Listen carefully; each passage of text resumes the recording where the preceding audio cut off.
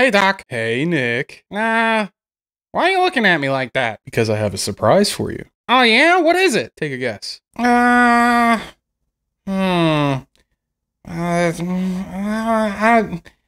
Nude picture of Eliza Dushko? The chick from Buffy? Yeah. Dude, nice choice. Right? Holy shit, I mean, it's a deep cut, but damn. But no, sadly, I'm not in possession of said pictures. How about a runner-up prize? Damn, fine, alright, whatever, what is it? They're letting us play a shooter. No way! Yeah, way. No, that's not possible, there has to be something wrong with it. Would I lie to you? Probably. We're playing Prey. Is that the game where you play as an Indian guy who gets kidnapped by aliens? No, that's the other Prey. In this one, you play as you. I'm in the game? No, Asian you. I'm Asian? How do you... Oh my god, okay. How do I explain this? Prey is like taking a walk through a beautiful enchanted forest, enjoying every moment of its resplendent beauty. Then you get back in your car and you go all the way home, only to find out that you must have left your wallet back in the forest. So you go all the way back, you walk through the forest and find your wallet, but then you go back to your car and you realize that you must have dropped your keys. So you go back again. You start driving home and you realize, wait a minute, didn't I have a kid when I left the house today? By the third time, this enchanted forest no longer looks all that enchanted. The best way to describe Prey is like System Shock Tongue Kiss Super Metroid, and now every time you look in the mirror, that sore over your mouth reminds you of how much you miss those games. Prey is an amazing game by an amazing developer, Arcane. Arcane has been single-handedly keeping the immersive sim genre alive. Prey is the pinnacle of both their design methodologies and their writing. Never before has a game so enchanted me. I played it about a total of about 200 hours, and each new playthrough seems to show me something new I didn't know was there previously. Either that or I'm like that guy from Memento and I should probably tattoo a map of Prey Space Station on my chest. Prey always has something new to teach me, and my body is ready.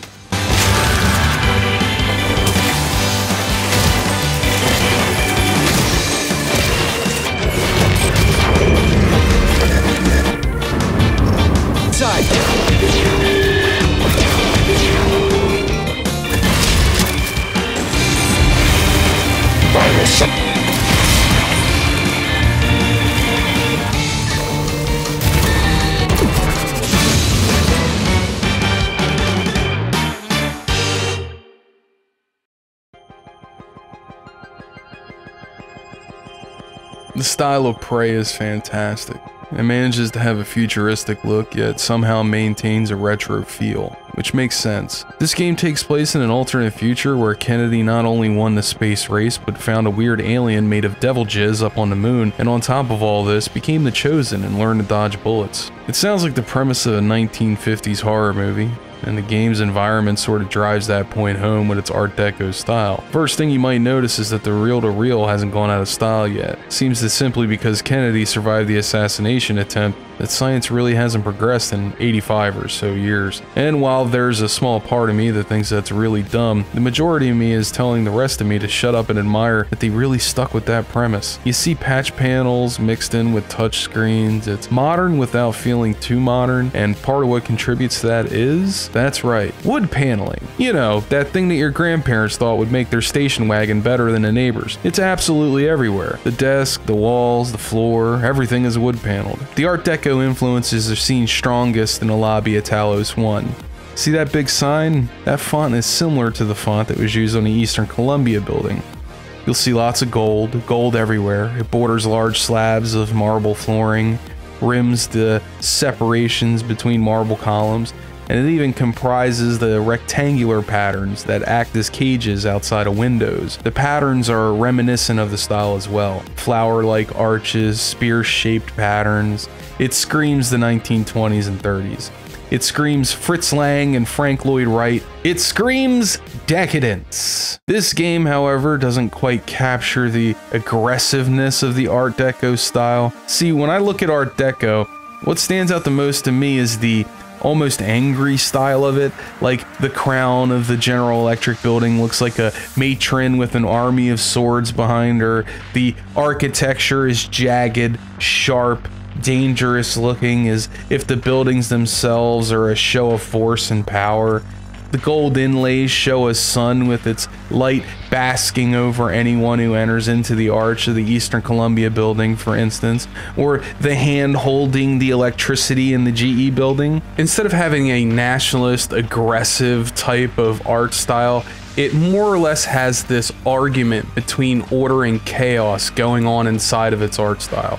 They have rock patterns, which rocks are usually very chaotic and pointy and jagged and sometimes flat, right? But these rocks seems like they have all of their edges sanded off and made to look uniform yet chaotic. It's a very interesting art style. In fact, even a glue gun shoots little hot gooey balls of Art Deco everywhere. The lighting in the game is decent and has some impact on a few areas, but rarely has an effect on gameplay. Like for instance, there's not a ton of areas where you'll be sneaking past enemies in the dark, and instead, it's there to convey a mood. It's there to immerse you.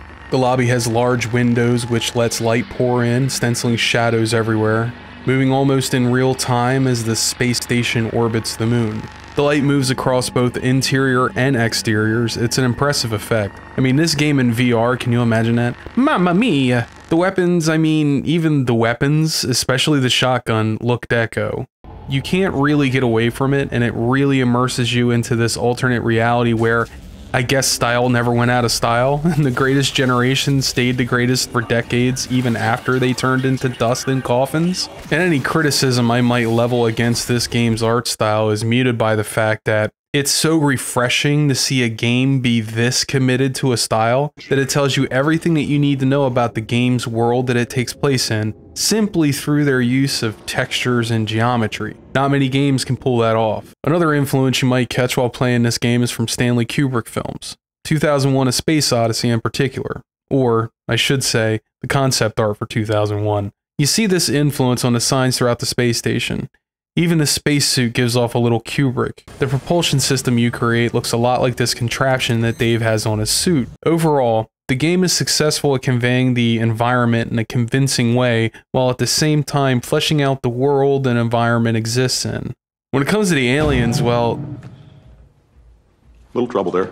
I mean, there's not really much to them. Like, they're just clouds of nebulous black tentacle stuff. Well, to be fair, it'd probably be a lot more scary if you were a schoolgirl in an anime. They have form of a sort, but there's nothing all that intimidating about them or scary about them, let alone terrifying. This is one place that I can honestly say that the game sort of fumbles the ball, and it does so at the 1 yard line. Yeah, well, you know, it's kind of hard to scare me, Doc. You know, I've seen things. I know it couldn't have been easy, to be honest. Like, we're talking about a creature that in its smallest form can morph its body into the shape of a coffee cup, and not just the shape of a coffee cup, but can also be painted. Even the shape of giblets from other mimics. And that kind of thing can only be of a certain shape, right? I mean, it's either a gas or a liquid. But that's not true. The mimics, the phantoms, they could have been anything. Could have looked like anything, and instead they look like that. Which is fine, whatever. I guess it does the job, but I don't know. I guess I'm just in media, just overwhelmed with creatures who are made of amorphous black shapes that whenever I see it, I'm just like, ugh.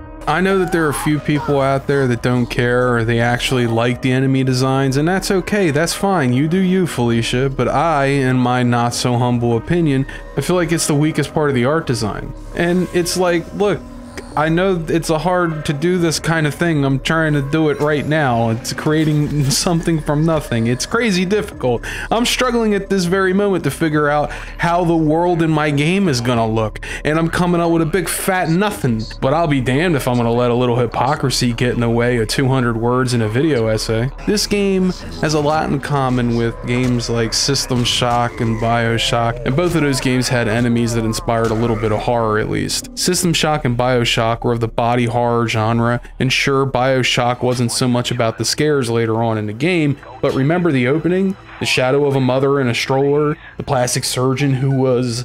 That one too fat! This one too tall! This one too symmetrical! And now, what's this, guys? An intruder! He's ugly! Ugly! Ugly! Ugly! Awful at his job. The Phantoms in Prey are not intimidating because they don't look like an intimidating thing, but there's other reasons which I'll go into the gameplay section. The Phantoms are people who have turned into Phantoms or have been turned into Phantoms. They have names of people who lived on that ship previously, but unlike the meth heads of BioShock, these things don't have a personality. So really, there's just not a whole lot to say in that regard. As for the character models, this is an arcane game, so expect the patented, hand-painted look to characters, which, again, I find to be a really strong style with a lot of personality. The music in Prey is one of the standout features. It not only sets the tone of the game, which is dark and menacing, but also deepens the feelings of being adrift in space, with only the stars to look out on. The feeling of isolation as electronics bleep and blop like the dripping of a faucet. As the sounds get more intense, more pronounced, you're reminded that you're not alone. As the voices of something distorted, confused, angry sound off in the room beyond. The sounds of electronics clicking and popping, mechanics whirring, and hydraulics hissing. Guitar sounds distorted and held on sustain until it sounds like a wailing scream in the midst of a soundscape of twinkling lights dotting the fabric of a black void. The lightness of 80s synths fitting in perfectly with the 70s aesthetic as the awkward period between technological revolutions come and go. The rhythm making Morgan's feet dance as the whipping of helicopter blades seemed to perfectly accentuate the beat. A shotgun blast in a midsection of a Typhon blows it apart as you're surrounded by many more mimics running around you, transforming, hiding from sight as the song Phantoms plays in the background, setting the pace of combat to a fast yet methodical pace, perfectly conveying the level of intensity you're facing in odd intervals throughout the game. Floating in space, you hear the slow strumming of a guitar, listless, the sound of it reverberating and fading out into a mesh of other sounds. The music is ethereal, making use of synths and strings in this perfect blending that only Mick Gordon knows how to do. Yeah, this soundtrack was made by Mick Gordon. Surprised? You shouldn't be. It has his fingerprints all over it. The signature style that makes you say, "Yep, he did this." As you could tell, I really like the music in this game. It has this solemn feel to it, like I've always felt when watching films about space, thinking about the deep, dark emptiness of it all, and what could possibly exist beyond, if anything at all. The thought that we might be alone, or the horror that we might not. Raphael Colantonio and Matt Pearsall have one of the best songs in the game. And then there's Mind Game, which, yeah, y'all know that track. It's the one that plays when you wake up again and again. The sound design is a different basket of eggs. You can hear the monsters that you're hunting before you see them, which is nice, and provides a lot of mechanical worth as well. And each creature type has a unique signifier that lets you know that not only there be monsters, but what monsters they be. The Phantoms have an interesting thing about their sound design. They speak, but it's in a language you can't understand. A sort of mechanical grunt or coughing sound, and while you might not be able to make out what they're saying, you can if you turn on subtitles. Spoiler ahead, and I'm not going to bother masking them from now on, so venture on if you're brave. The Phantoms are speaking in their own language, so it makes sense that you, Morgan, you, couldn't understand them, but if you turn on subtitles, you can understand them, because you're not really Morgan, you. You are a Typhon parading around a simulation in a skin suit. So the developers left this little subtitled Easter egg in there for you to find and lend a bit of mystery to the first time player. Or a nod and a wink to those that have already beaten the game. It's a nice touch. Gameplay is going to be the largest section, so I'm going to break this up into talking about individual skill categories and how they change the way you play the game. Then we'll talk about weapons and non-standard weapons to talk about all the different ways they can be used and the skills they synergize with. Let's talk about endings. Some people will tell you that you can't take any Typhon powers if you want to get the best ending in the game. And now that I've beaten this game about 4 times now, I can confirm that that is not true. This playthrough that you're about to see is a hybrid run. We'll be taking whatever powers we want and need to complete as many objectives as we can. The only thing that's important to Prey's ending is the sum of all your actions. and harming human life or letting people die and not going out of your way to save them is a sure way to get the worst ending in the game. Keep that in mind as we go forward. Human skills are about the human condition, from our need to eat to extending our lifespan, and even our need to sneak up behind people and brain them with a blunt object.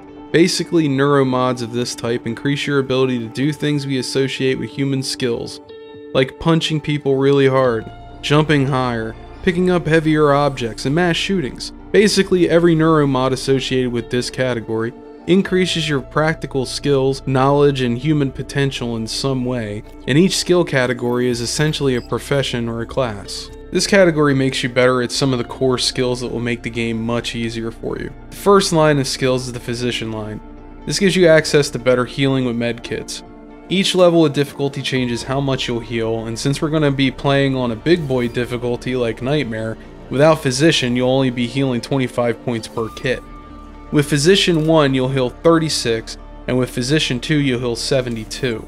So you'll want to get max level in this as soon as you start using them, which will likely be around the time you get your jetpack, or if you're really good at the game, you probably won't start needing these until near the end of the game when it gets ridiculous.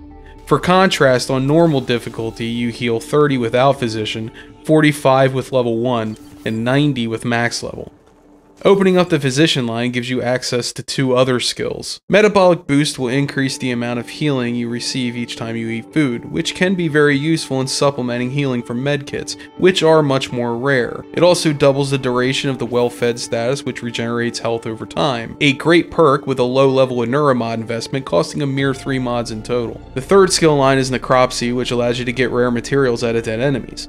This skill is useful if you intend on spending all your resources on neuromods and psi boosters. Exotic materials are rare because they mostly spawn on enemies. And on hard difficulty and above, you'll run out of this stuff pretty quickly, especially if you're using psionic abilities. Psi hypos cost 1 exotic material to make 2 hypos, and with high level psionic abilities, you'll be looking for veins in between your toes to shoot up with. In other words, you'll need a lot of hypos and a lot of neuromods, so the more exotic material you can get, the better. The best skill in the scientist tree is the hacking skill.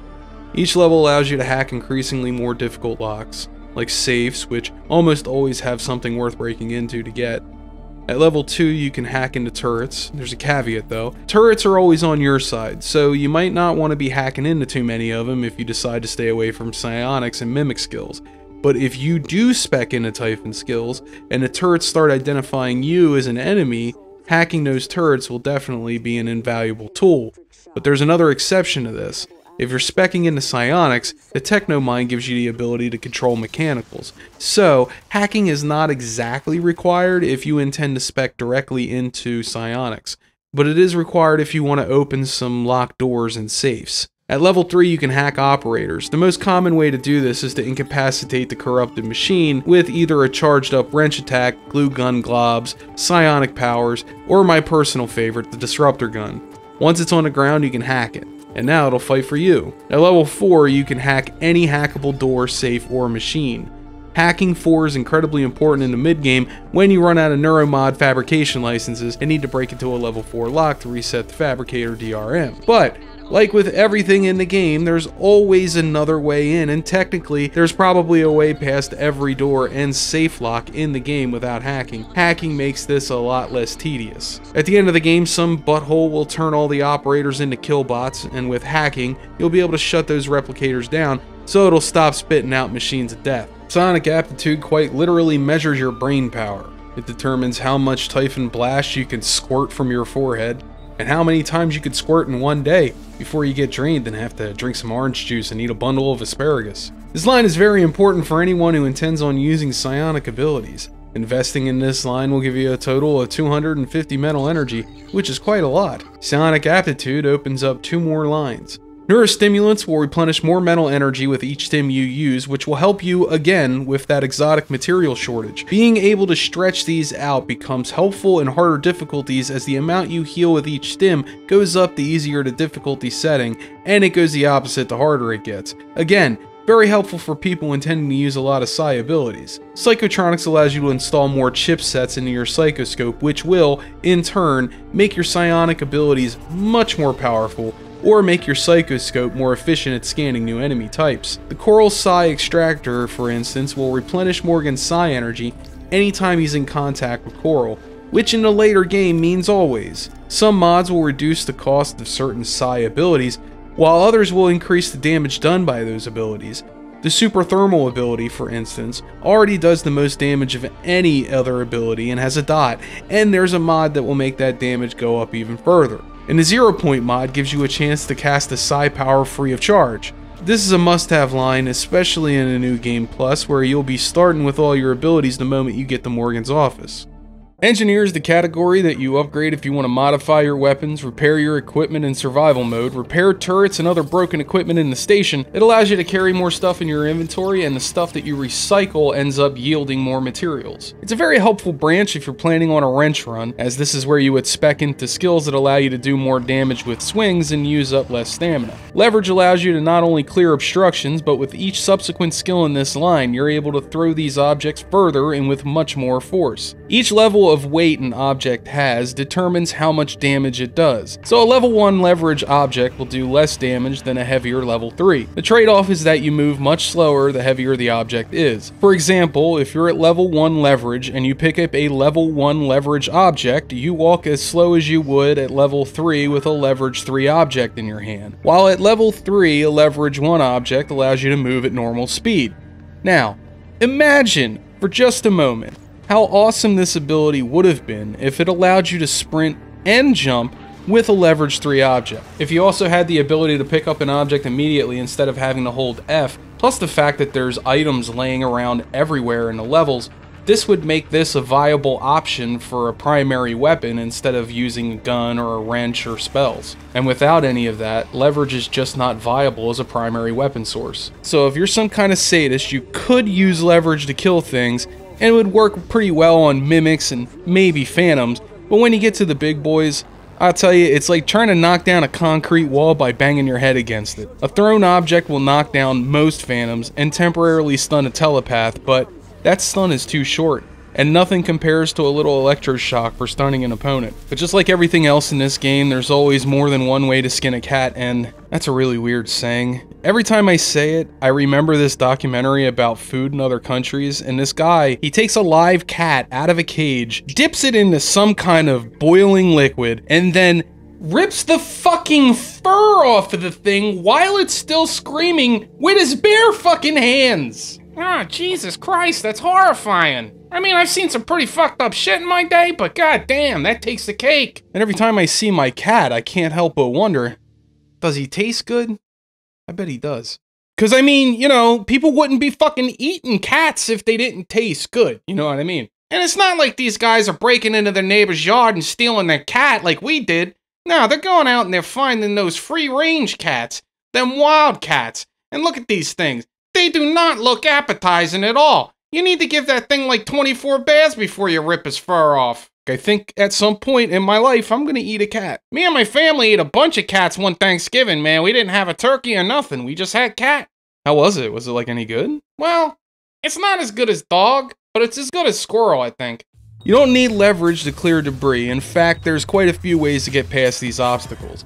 You can use a recycling charge to gobble up debris, or you can turn into a coffee cup and squeeze through. And kinetic blast will allow you to blast away barricades dependent on level. So level 1 kinetic blast will remove leverage 1 objects and so on. Keep that in mind before investing in this skill. The repair skill is necessary to opening up a whole host of other skills that are useful if you'll be using firearms like the shotgun, or the shotgun, or the shotgun. The shotgun and the disruptor gun are the only weapons in the game. All others are inferior, so saith me. Level 2 and repair allow you to fix nearly anything on a space station, from turrets and operators to grav shafts and electrical junctions, and max level allows you to repair all those things for less spare parts, which is really helpful in survival mode when spare parts are used to repair your weapons. Gunsmith is the big daddy in this tree. If you're using firearms, I mean the shotgun, then you'll want to have this skill at max as soon as you have the ability to upgrade damage fully. I mean it. Point blank, the shotgun will knock a phantom on its ass, and the follow-up shots will fully decimate it. Fully upgraded damage does this in no time and gives you a huge advantage early on, which is great to have in Nightmare. The suit modification skill line gives you more inventory space and 2 more mod slots per level. The inventory space alone is worth purchasing because more space equals more materials, which means more ammo and neuromods. I've never really had a use for the mod slots, however. There weren't a whole lot of game changers that I found. However, I've never done a wrench run. If you're doing a wrench run, some of these mods are a lifesaver, including the one that restores health on sneak attacks, including wrench crit chance, and the mod that lessens stamina drain on swings. The reward for completing the treasure quest gives you a pretty great reward, so definitely try to grab that if you're doing a wrench run. The Adventurer's Toolkit will increase your crit chance again, and the Impact Amp will increase enemy knockback. I've never used Dismantle except on survival playthroughs because spare parts are abundant in normal. But in survival, I found myself running out of them by the end of the game, and it saved my life quite a few times. This is a very situational neuromod. Materials Expert could be useful, but I don't typically take it. If the yield went up the more you invested in it, then I would have been more enticed, but there's only one level in it, and the rest of it allows you to upgrade things like the glue gun. Don't sleep on the skill line if you're going to be using the wrench. Glue gun upgrades make incapacitation faster, which against phantoms is great, and against flying creatures, well, it's a mixed effect. It'll bring the enemy down, but as soon as they touch the ground, the glue will wear off. The incapacitation's effect stops, no matter how far they fell. It's dumb. Also, wrench attacks get a bonus to damage when the enemy is incapacitated, so this synergizes really well with the wrench and glue gun combos. But instead of using the glue cannon, you could just use a disruptor, which will stun for a much longer time unless the enemy is made of electricity. And I only say that for flying enemies. Glue gun is fine for anybody who's on the ground. Impact calibration, which is shorthand for beat on it until it works, It sounds like your dick, Doc. is the skill line for wrench wielders. If you're not worried about achievements, the wrench line is great when used with psionics, especially Kinetic Blast, which you get early on. The way this works is, you use Kinetic Blast on an enemy, this will knock the enemy down, and then you run over and bash them over the head until they bukkake bits of themselves all over you. Each skill grants you different bonuses. The first skill reduces your stamina cost by 25%, the second increases wrench damage by 50%, and the third gives you a 25% chance to crit. It's fantastic. Security is full of some of the really important stuff. Firearms, combat focus, and the significant increase to your health pool and your movement speed and jump height are a focus here. Each of these skills are incredibly important and have uses through across all playthroughs. The firearm skill will allow you to do more damage with each shot from your shotgun, pistol, or disruptor, and more importantly, increases your critical hit chance by 6%. Crits randomly proc, and when they do, it's usually the difference between killing an enemy in 4 shots or 3. The damage isn't exactly significant until you max out firearms, and your damage increases by 30% to 150%. And you get a 10% chance to crit. With a shotgun, this increases your base damage without bonus by about 10 points. It doesn't seem great at first, but these skills don't exist in a vacuum. When you combine these with other skills, they become deadly. All of the conditioning skills are straightforward. There's a skill line for increasing your hit point pool, which will max out at 300, and there's a line for increasing your stamina pool. These skills are not the highlight of this tree. Mobility 1 and 2 directly affect not only how fast Morgan can move, but how high he can jump, and at max, he jumps stupid high, and runs at speeds that no mimic can hope to catch up with. This is Usain Bolt's level of speed with Michael Jordan ups. Combat focus is where shit gets real. If you're using weapons, you need this skill. Combat focus slows down time.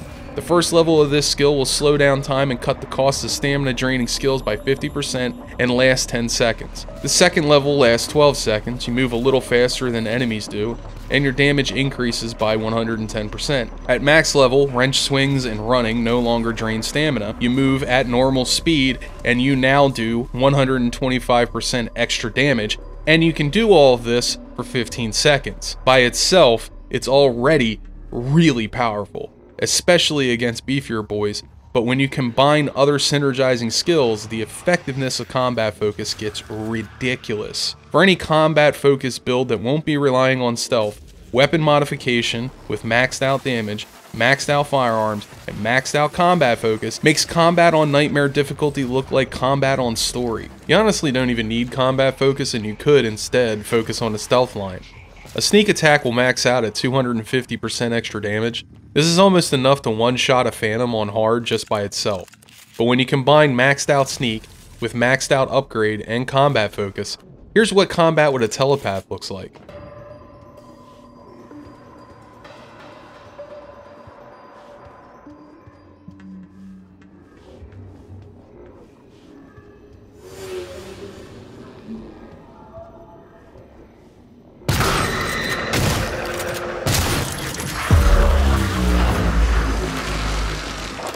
Stealth is by far the most efficient way to kill about anything in the game, and if you're going for a no TYPHON mod run on Nightmare, if you aren't using Sneak, you might be doing it wrong. Now let's say you're a sadist, and you like doing things that are a massive pain in the ass, like try to run through this game on hard with a wrench. Well, here's your build, Stenod. Invest in Sneak and the wrench line, then combat focus. Then pop focus and swing away and don't stop. You can use a disruptor gun to stun an enemy, but you don't really need to. With combat focus, you'll be staggering the enemy faster than they can recover. You'll need to supplement the tedium of this build with suit mods, but it can be done. It's just not very fun. No, a more fun wrench build can be found in the TYPHON line of abilities, and if you want this game to play like an even less difficult Dishonored, then this is the line you need to look at, friends. Now, unlike most immersive sims that might lock you out of areas and certain loot opportunities based on the skills you took, Prey doesn't do that to you too often. It prefers to do things a bit differently. See, there's about 5 ways to enter a locked door. A lot of games give you 2 ways, or even in some ungodly cases just 1 way, but if you look for them, think out of the box, and use everything at your disposal, there's no reason you couldn't leverage a skill to get inside that door and Prey. Each of the TYPHON mods have multiple uses, so let's do some experimenting and see what does what, and show you why you don't need a single human NEUROMOD if you really don't want one. New Game Plus allows you to carry over all your NEUROMODs from the previous playthrough, and there's no better feeling than running around on New Game Plus with maxed out NEUROMODs on Nightmare, shredding the most difficult enemies before they can even react. TYPHON mods have utility, but they also, by far, have the most damaging abilities, and a maxed out TYPHON kinetic blast can one-shot all mimics, greater or otherwise, TYPHONs, and 2 to 3 shot a telepath, or leave them in a state of stun lock until they die. So let's go down this list skill by skill. Kinetic Blast is one of the best abilities to use for groups as it has the widest AoE and the highest damage output aside from Super Thermal. All TYPHON powers pause the game while you aim and only unpause when you decide to move around, so a common tactic for me is to Phantom Shift far away and use a Kinetic Blast on an enemy. Kinetic Blast is horrible in close combat because there's no way to resist the damage it outputs if you get caught in the AoE. It'll hurt you and the enemy. You can kill yourself quite often using this ability if you're not careful. There's a utility to this ability as well. Kinetic Blast is useful for clearing barricades, so if you have a barricade consisting of level 1 objects, a level 1 Kinetic Blast will move those objects. And each leverage level object corresponds to its Kinetic Blast equivalent, so you don't technically need to take leverage for anything. Kinetic Blast also has a very high chance to knock phantoms over, and at the highest level, launch them several feet in the air. Lift Field is useful to trap enemies, and if you could trap an enemy under a low ceiling, the lift will damage them. The enemy will be unable to move or attack while under the effects of Lift Field, which you can use to hit them with several energy abilities at once to kill the helpless enemy. It has moments, however, when it straight up doesn't work, so it's not very reliable. Lift Field can also be used to lift objects and can sometimes be used to clear barriers, but I've not found too many uses for Lift. Lift Field can be also used to lift you up to a higher location, so use it with caution. The resistance perks are extremely limited in their use, and honestly I don't take them because they aren't super useful. I can see them having maybe some usefulness in Nightmare Run, but I would still probably skip taking them. The biggest disappointment is that if you target yourself with an ability you have maxed resist in, it doesn't replenish your psionic energy. So if you plan on taking this, maybe just take the first level if you're playing on this on Nightmare. The goal is to not get hit, so you just need the resistance in case your plans fail, I guess. Electroshock is one of the best abilities. It doesn't do a whole lot of damage, that's true, and has a small AoE, and that is also true. But you know what women say, it's not the size, but how you use it. Well, in this case, that's actually true. Electroshock is best when used against non-voltaic phantoms and just about any TYPHON or auto-mechanical, because when it hits the enemy, be they organic or mechanic, they get stunned. And if they get stunned before they see you, your next follow-up attack will count as a sneak attack. So you can see how this combos really well with some human skills. So the name of the game here is to stun the enemy, then switch to another energy ability to finish them off. It can usually 1 or 2 shot an operator, and turrets get shredded by this ability. So if you use it on a turret that is floating around a telepath, well, it's pretty cool, yo. Super Thermal does the most damage of any energy ability, and it does damage over time. It is also technically a trap, so you can lay it in mid-air if you want to target those flyboys. I use it whenever I have to catch a Typhon unawares, and I lay it in their patrol path and watch them explode into bits. The morph abilities have high, and I mean high utility for the most part. Mimic allows you to mimic just about anything in the environment. You can use this to hide, but it's not great for that unless you're combining it with sneak attack. Where this skill really shines is in sequence breaking. For instance, you can use Mimic to sneak into tight places instead of investing into things like leverage or hacking, as there is almost always more than one way into a place, and a lot of the time the answer is a coffee cup. But let's say you don't have any small objects nearby. Well, that's why I always keep a can of soda in my inventory, because you can mimic anything, even objects that you drop. At higher levels, you can mimic turrets. You might be thinking, surely I cannot shoot as a turret, and you would be wrong. You could shoot as a turret, though I have no idea where all that ammo is coming from. The fun doesn't stop there. You can also mimic a broken turret, and instead of turning into a broken turret, you turn into a fully functioning turret. It's kind of amazing. At max level, you can mimic just about anything, but of note, you can also mimic an operator, which means you can fly wherever you want, and set fire to whoever you want. Mimic is a must-pick for its sheer utility and options that it gives you, but you might not need to invest beyond level 1. Phantom Genesis is an ability that evens up the odds a bit, though I would say that the AI on the Summon Phantoms is a bit shit. Here's how it works. You get to summon a Phantom from a dead body, and at max level you get a more powerful version. The issue is that the Phantom isn't set to follow you. Sometimes it'll go off on patrol in search of fun, and sometimes it'll just stand there, wondering what the point of life is. The best way to use this ability is to find a dead body mid-fight. What will happen usually is the enemy will focus on the traitor Typhon and try to kill it, allowing you to shoot the enemy Typhon consequence-free. Phantom Shift is a movement ability that's not unlike the movement ability in Dishonored, but it has a few key differences that take it from Virgin to Chad. Most important is the fact that from the point where you execute the ability, a Typhon clone of you is created. The clone will become the target of the enemy's ire for a while, and you can sit back and decimate them with abilities or good old buckshot! The other difference is that you can shift right through an enemy and out the other side, which makes combat not only fun, but funny. Phantom Shift, just like Combat Focus, is one of those must-have abilities because it quite honestly makes every single encounter in the game a cakewalk. It's a godlike ability, and there's honestly no feeling in this game better than no-hitting a nightmare. Also, you can scan your clone. I see what you did there. Telepathy are a lot like blue decks in Magic. Oh, you think you're gonna have fun? No, no fun for you. Telepathy allows you to enslave the enemy and force them to fight for you, or taking away their ability to use psi abilities. There's a lot of useful skills here. Backlash is an ability that takes an enemy's damage, crumples it up into a little ball, and throws it in the trash. The higher the level, the more full the trash can get, meaning you can take more hits before the shield falls off.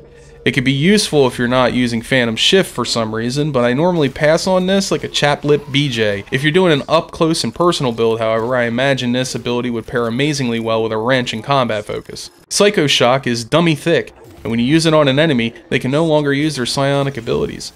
It also acts as a fear because as soon as you use this on an enemy, they become little bitches and run away from you. This is a much take for me as it shuts down abilities the enemies use, but for some reason, it doesn't release mind-controlled enemies from mind control. Still, a good ability, must pick. Mind Jack has a bunch of uses. Got some mind-controlled people walking around waiting to explode all over you? Hit them with Mind Jack and watch them fall to the ground like a sack of potatoes. This is actually the safest way to deal with them, since it doesn't do damage to them. The other use is fairly obvious. It will take control of a Typhon and turn them into your gimps for an amount of time depending on the level of the skill. It's fun to turn enemies against one another and watch the chaos. If you're doing a pacifist run, which is a thing you can do, but I'm asking, why?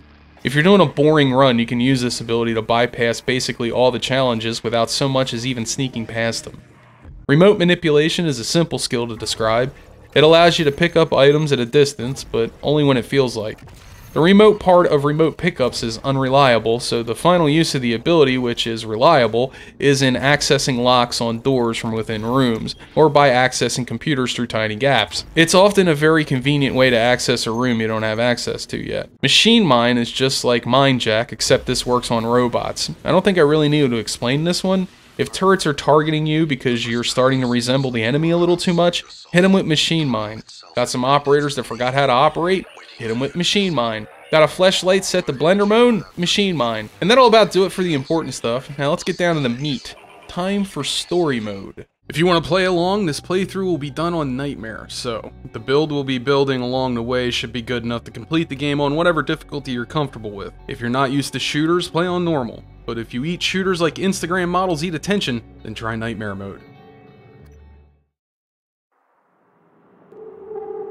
Good morning, Morgan.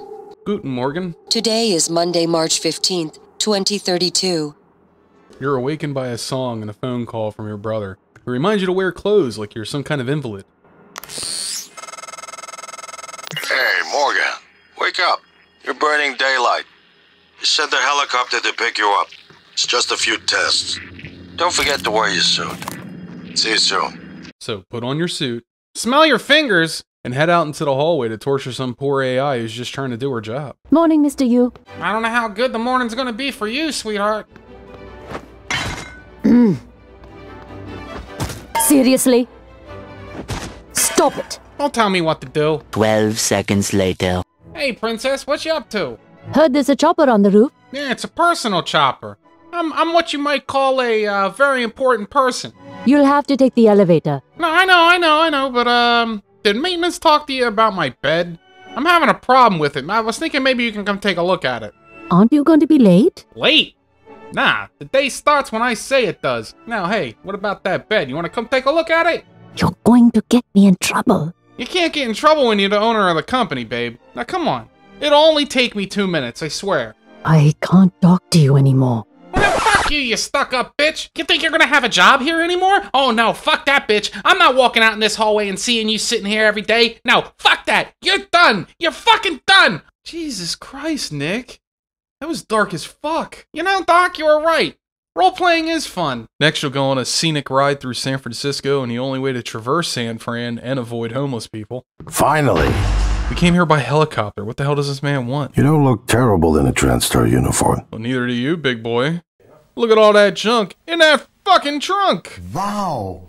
Just be yourself. People always say that, but then they get mad when you whip your dick out. You'll get taken into a series of test chambers where the doctors are low-key making fun of you for doing what any normal person would do. Oh, glass won't break, will it? Wonderful.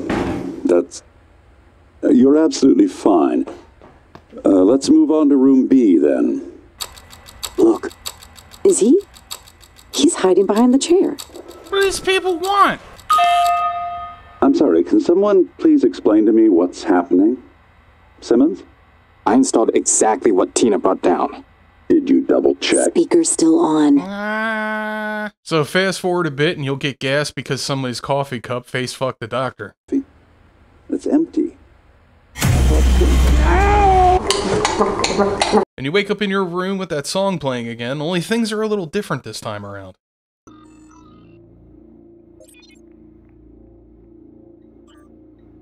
Well, I think this email's serious. Just listen to that music. Put on your clothes and head out into the hallway. I bet you wish you would have taken me up on my offer now, huh? Hello, Morgan. It's time we spoke. My code name is January. You're not dreaming. What happened yesterday was real. Now, you can tell where the inspiration for this game came from. Given Colantonio's past with System Shock, it's no surprise. This game is a sort of homage to all those systematic games that came before it, just like Ars Fatalis was an homage to Ultima Underworld. You don't even have to leave the area the way the level designers intended. You can go a different route if you wanted. Because this game is all about freedom. Freedom of expression, mostly, but freedom of exploration and freedom to use the systems any way you want. Good. You're in the simulation lab. Now get to the exit. I'll keep in contact.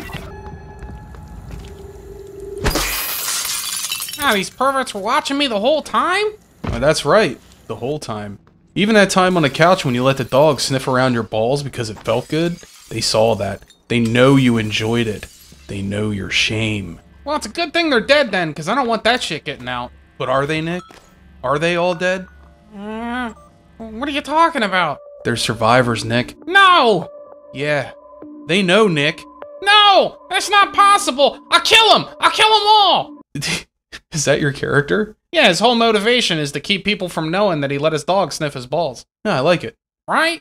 And best yet, there's room for a character arc. Character arc? Yeah, well, Morgan Yu kill his brother. Oh shit. Yeah, it's good, right? Yeah, surprisingly. I bet that'll help with audience retention. You might be thinking, wow, this is some cool shit right here. How'd they do all this? Well, as far as I can tell, what they did was create a level somewhere far off screen, or maybe they're streaming assets in from another scene file. Either way, these panes of glass show you another level. Like, back in the day with like Duke Nukem, level designers used to do the same thing with bathroom mirrors. It was too graphically demanding to do an actual reflection, so the devs would create a second room on the other side of the mirror that was an exact copy of the room you were in, and they would have an AI copy of you in the other room that copied everything you did. It gave the illusion of a mirror. But this is some next level shit right here. Make sure that you search your room thoroughly and pick up junk wherever you can. Wires, scrap, electronics, anything that pulsates white can be picked up, even alcohol. We'll be using all of that to craft things later. Head through the facilities and discover more of the simulation. Be sure to check out the notes on the workstation. I don't have time for that. Need a gun. Dude, the helicopter wasn't real? Nothing is real. What? I mean, nothing was real. Did I say is? No, I meant was. Sorry.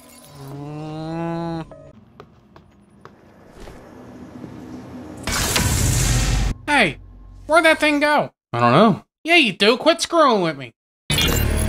Alex. Simmons, what's going on? We have a problem. What about Morgan? He's alive. Sedated. Clean it up. I'm on my way. Got it. I don't like this game. This shit's creeping me out. What do you mean? I just have this sinking feeling in my gut, like something's gonna... Ah, what the fuck? Fuck, what the fuck is that? Die, you Fachidagats! Okay, I see what's happening here. All coffee cups must die. Okay, I don't like the looks of that cup under the table.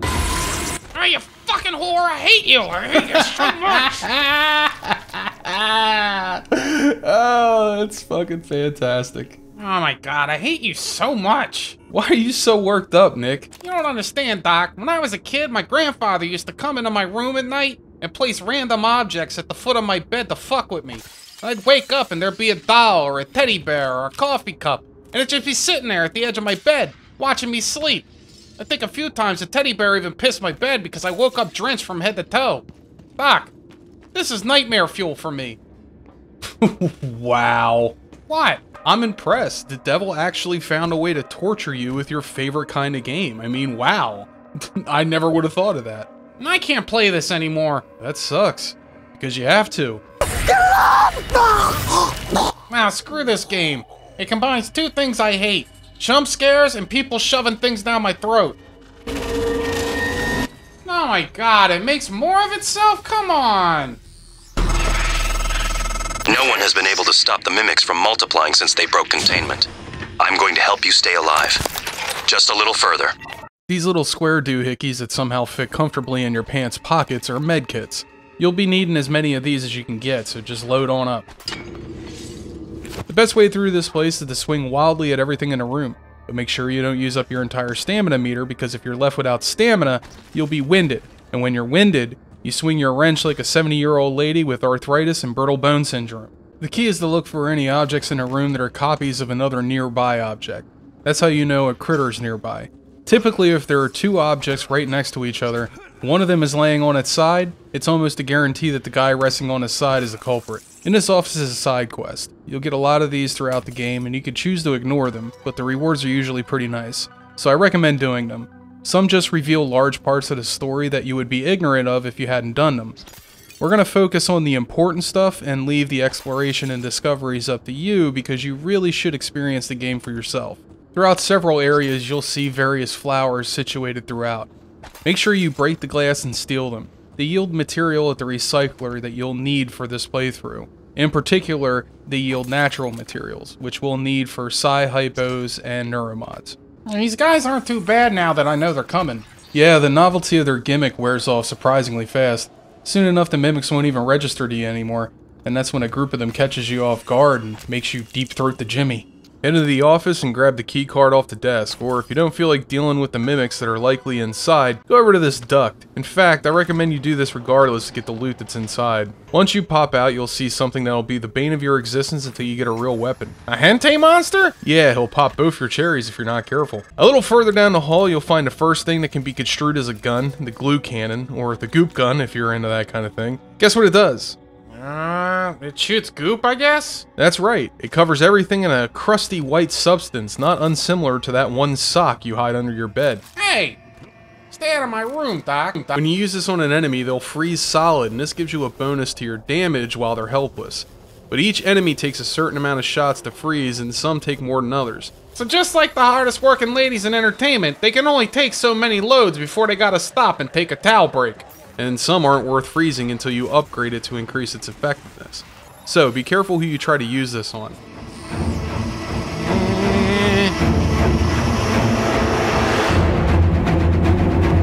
Just take note of what turned into what and tag everything else with glue. Even if you only hit them a few times, it'll still be enough to slow the enemy down, which makes them easier to kill. There's about 3 mimics in this place, and you've tagged 2 of them. So what you do is you fall down, sneak attack everyone that you can, and then, well, hope for the best with the last one, I guess. Alright, that's 1 down. Let's get this guy. Gotcha, you son of a bitch! Yeah, that's right, stagger! Alright. There's 1 left. Let's see if I can get him. Alright. Alright, 1 more. Okay, we got him! Yeah!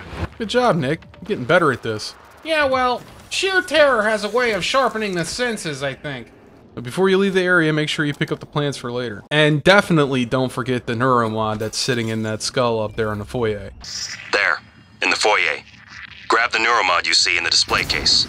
NEUROMODs can be rare, especially if you're going to do like I am and not fabricate your own NEUROMODs.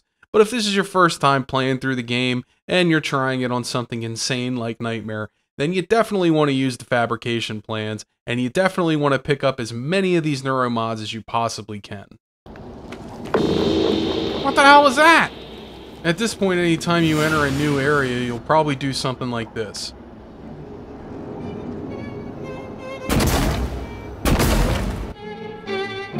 And then you'll say to yourself, I know one of you fucks are a mimic, so you'll glob one up, just in case, only to find... Ah, it was the trash can all along. Yeah, sneaky little bitch. You almost got me. Just when you think you're done smashing inanimate objects, you'll hear that noise again and think, oh shit, here we go again. Do I really want to risk leaving that thing alive? And the answer is always no. You never want to leave it alive.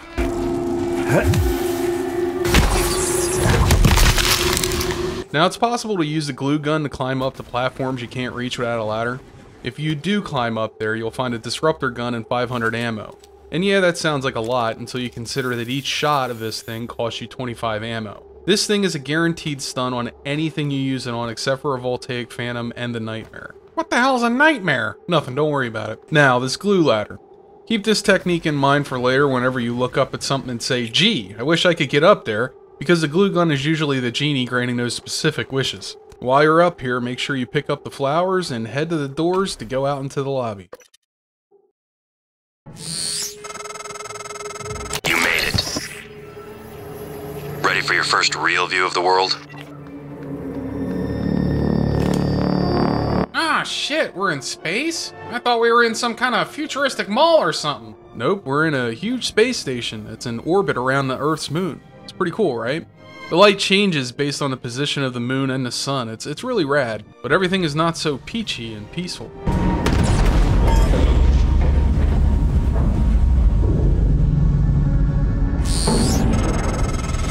Careful. You need to get to your office. I've updated your map. There's a video you need to see. I know you have a lot of questions. Yeah, well, I guess the first thing I'd ask is why the fuck is the space station blowing up? First thing you're going to want to do is grab the NEUROMOD over in the museum, but you might want to try being stealthy. No, no! Yeah, you don't want to tangle with that guy. Not right now, at least.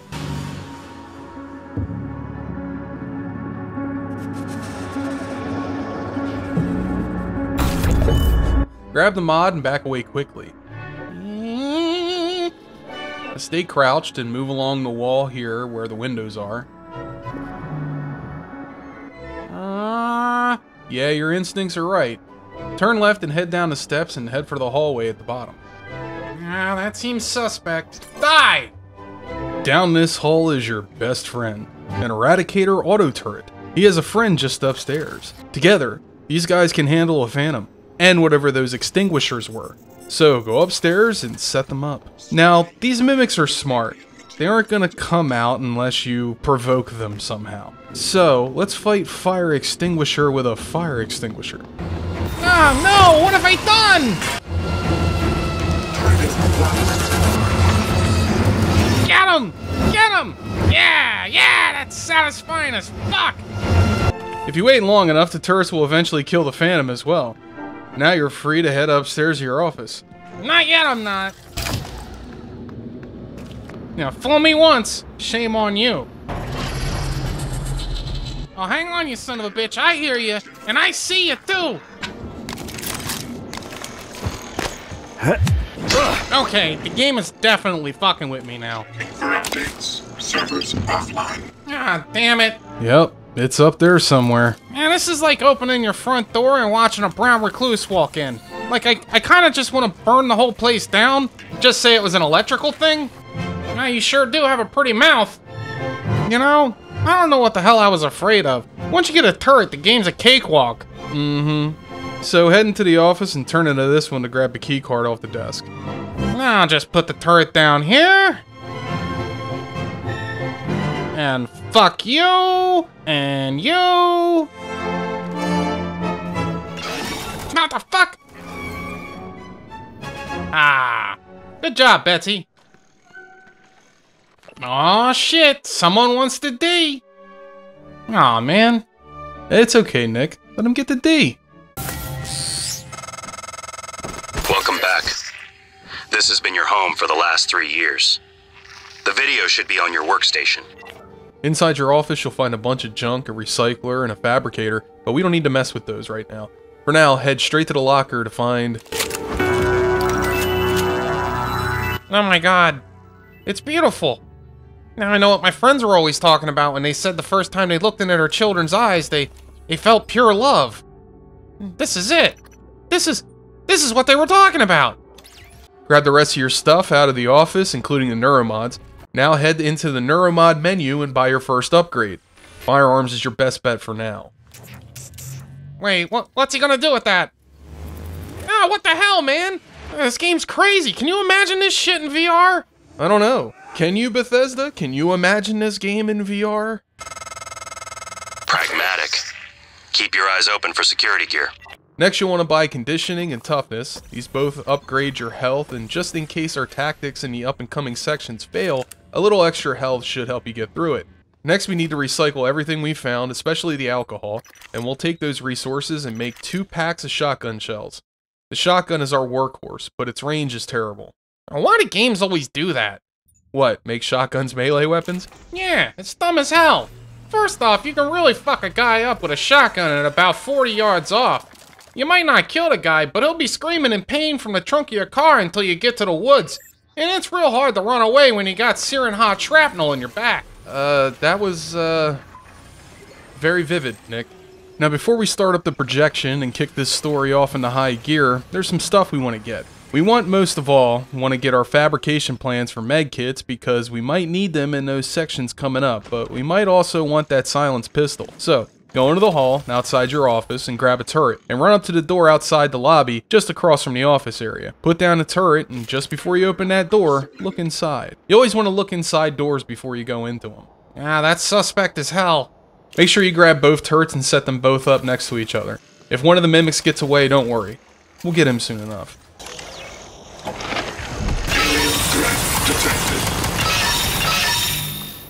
Wait a minute, there's 2 handguns? Ah, you clever bitch.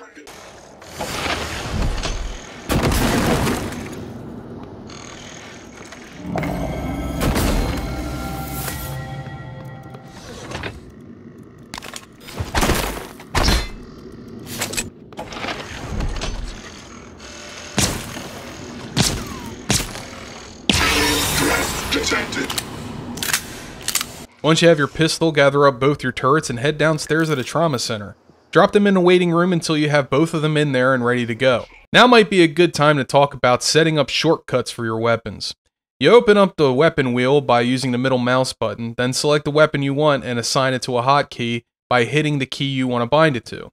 Do this for the wrench, the pistol, shotgun, and the null wave transmitter that you should have by now, and if you don't, you need to backtrack because you missed something along the way. Make sure you lock the door behind you because sometimes a mimic will wander in and ambush you from behind, and we don't want that. Inside this area are 2 phantoms, a regular dude that shoots kinetic blasts, and another that is always on fire. The one that's on fire does AoE damage over time when you're close to him, and when you're far away, he'll delete your health bar with an AoE ranged attack. When he patrols, there's a chance he'll go to the far back right side of the room. Wait until he does that and set up the turret behind him, and ready your null wave transmitter for a throw, and back far away enough that you won't be hit by an AoE if the phantom manages to get off an attack. Once the turret engages, throw the null wave. You'll need about half your throw strength to hit it, but to be safe, do a little more than that. Once it goes off, switch to your pistol and watch his health bar go bye-bye. Once you finish with him, if you have time and the second phantom hasn't seen you yet, grab the other turret and set it up in the same hallway. Lure the phantom with a couple of shots, and once he takes the bait, run around to the other side of the hallway with your shotgun, flank him while he's distracted by the turrets, and finish him off. You should have been able to finish off 2 difficult enemies without taking a hit. If not, get good, loser! Yeah, it's not like it took us 2 hours to capture this mediocre footage. Shut up, Nick. This place is a mess, and in general, it's never a good idea to leave fires burning in a place that you might revisit, so use the glue gun to patch up any holes and to put out chemical fires by smothering them. The glue gun, as you can see, has like a million uses, and this is just one of them. It's like the duct tape of weapons. Make sure you loot everything in this place, especially the size stems, as they will be very useful once we get the psychoscope. But of the utmost importance is the medkit fabrication plans. Now see this guy? His name is Luther Glass. Remember that name. He's dead now, and he'll be dead in the future. Keep this in mind for later. Now head back upstairs to your private office. Once there, break down all your junk and fabricate 2 medkits and a pack of shotgun shells. Then head over to your computer and start the video.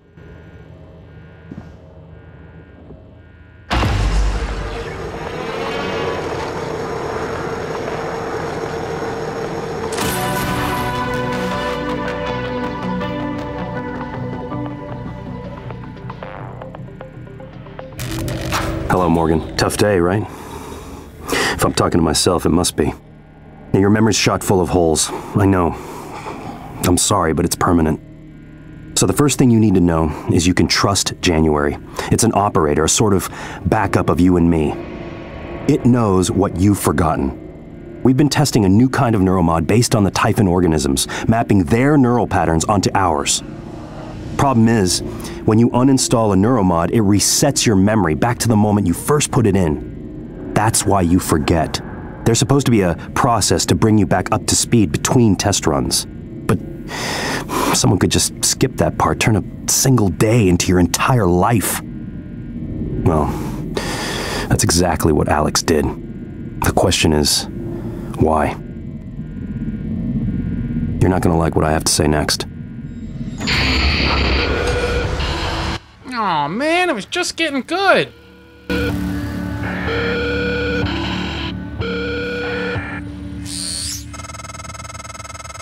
thought I found every one of those damn videos. Sorry, but I can't let you listen to that. Not until I've had a chance to explain everything in person. For now, just... Damn it. I have to go. Just sit tight. Please. Sorry, Morgan. Alex cut us off from the Looking Glass servers. Time to improvise. I suggest you search Dr. Calvino's workshop in the hardware labs. He invented the Looking Glass technology. You might find a way to restore the server connections there. I'm looking for another way to help you in the meantime. Good luck. This is a lot like that one movie starring that guy with the porn star name. You're talking about Guy Pearce? Yeah, Memento. Except you can hold on to your memories and, well... Okay, it's nothing like Memento. I just like saying his name. Guy Pearce. Sounds like an action instead of a name. Something you only do with someone you're really comfortable with and not without a safe word. Now, we could go straight to CALVINO'S office, but that's a chump move. We're gonna go get some important stuff first. First, head across this suspension bridge to the offices across the way. The door is open, but there's a phantom inside. Before you do anything, crouch down and get your disruptor gun. Time to find out why the only 2 weapons you need in this game are the shotgun and the disruptor.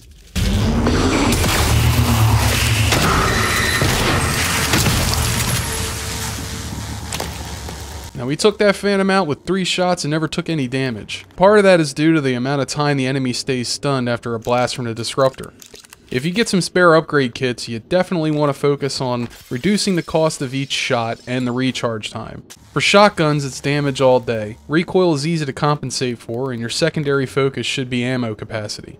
Now, believe it or not, you actually know the basics of combat, so I won't walk you through all the rest of it until we come to a particularly hard fight.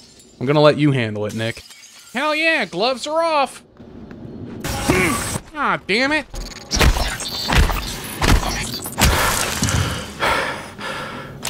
What did we learn, Nick? That you're an asshole?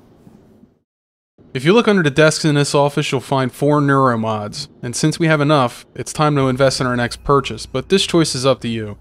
Toughness level 2 will bring your hit point total up to 200, which can be useful as long as your suit integrity stays high. Or if you intend on focusing on combat, combat focus can be purchased for 2 mods, and you'll still have 3 left over to buy 2 levels of hack, or even a level in repair and suit modification. Or you could skip all that and take repair and gunsmith at level 1.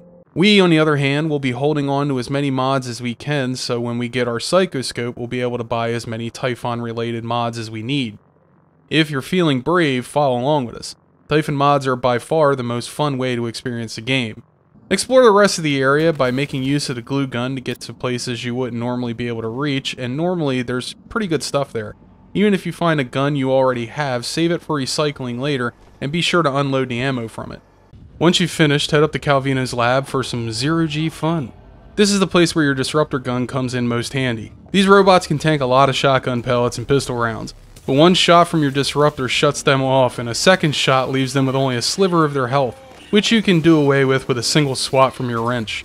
There's a bunch of side areas that are locked off to you if you don't have the hacking skill, but first, a man being ejaculated into space. Head down this hallway, but see this guy? That's bait.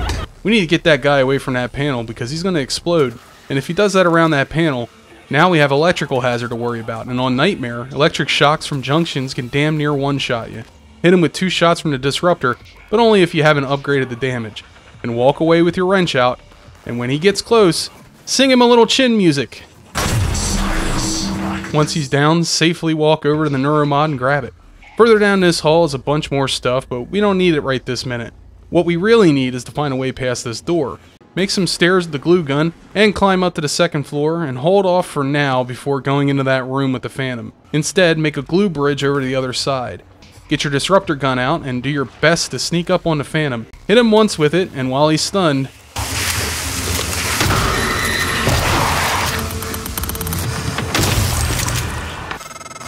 I think that's the director of the lab. I have the sense he admired you. Unfortunate. Now this safe is what we're really here for. The code, however, is locked behind a puzzle. The code is the number on the periodic elements charts for these 2 elements. So if you go over to the chart, I got this. It's 9954. How the hell did you know that? I have the whole thing memorized. I didn't know you were into chemistry. Yeah, I used to make meth in Mountain Dew bottles with my cousins. Alrighty. Head downstairs and... Ah, son of a bitch!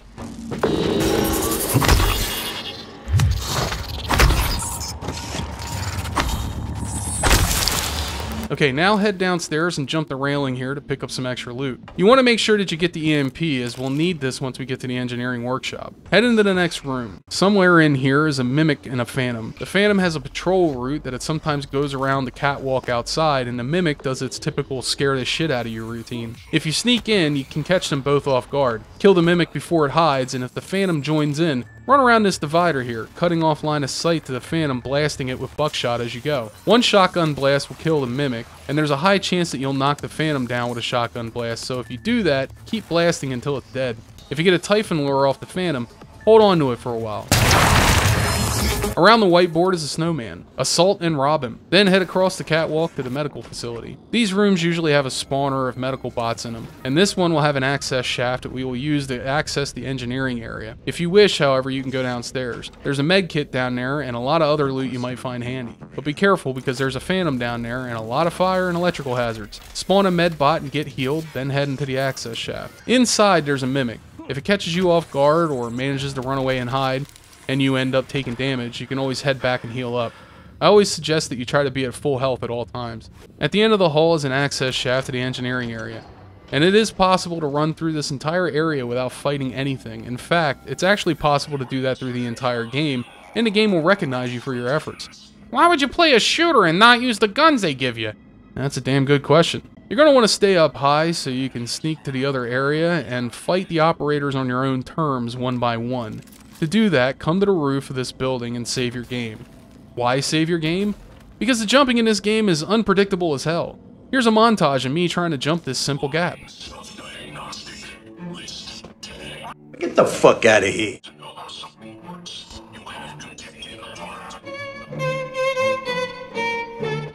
Why don't you get the fuck out of here? Supervisory override.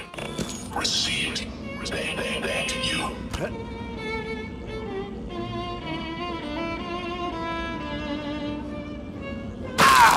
Get the fuck out of here. That's impossible! Volitional processors. Desynchronize the... I understand.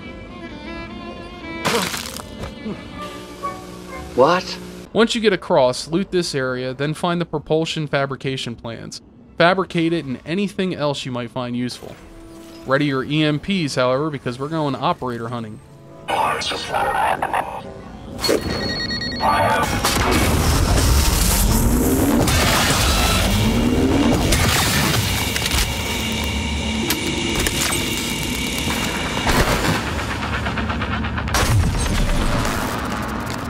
Another thing of note, notice that you were caught in that reload animation and couldn't switch over to the wrench. You can't cancel reload animations in this game, so always make sure to have a reloaded weapon. Okay, Mom. There's a lot of loot all over the place, so clean up your room. Explore this room as thoroughly as you can. Remember that you have recycling charges. This is what they do to barricades.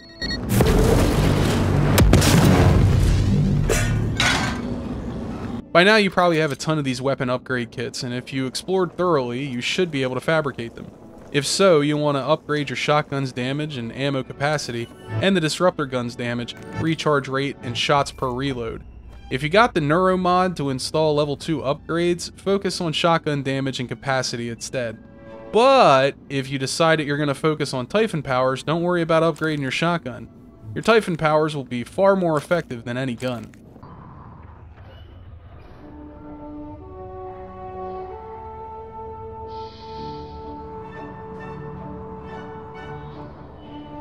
Wow, that's a big fucking hole. That's what your dad said. What? Nothing. Head in and grab all that stuff off of CALVINO'S body. The most important thing here is to grab that key card. Mio, this is Dr. Calvino. What's up? I'm feeling ill, not myself today. I think I won't be in for my shift at all. Okay, do you still want me to finish this array? I fabricated a shit ton of glass. Array? I don't recall. Have I told you about Sammy Jenkins? You asked me to set up a new array. You must have misunderstood.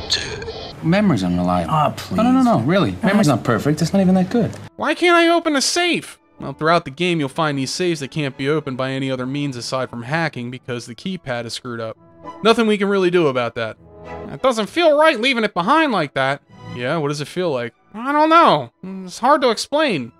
Is it like a nagging feeling? Yeah, like it keeps urging me to go back. Does your skin itch? Yeah, a little. How about your tongue? Is it dry? Lip chap, perhaps? Oh my god, you're right! You're addicted, little bitch! I told you liked this game. Surprise, motherfucker!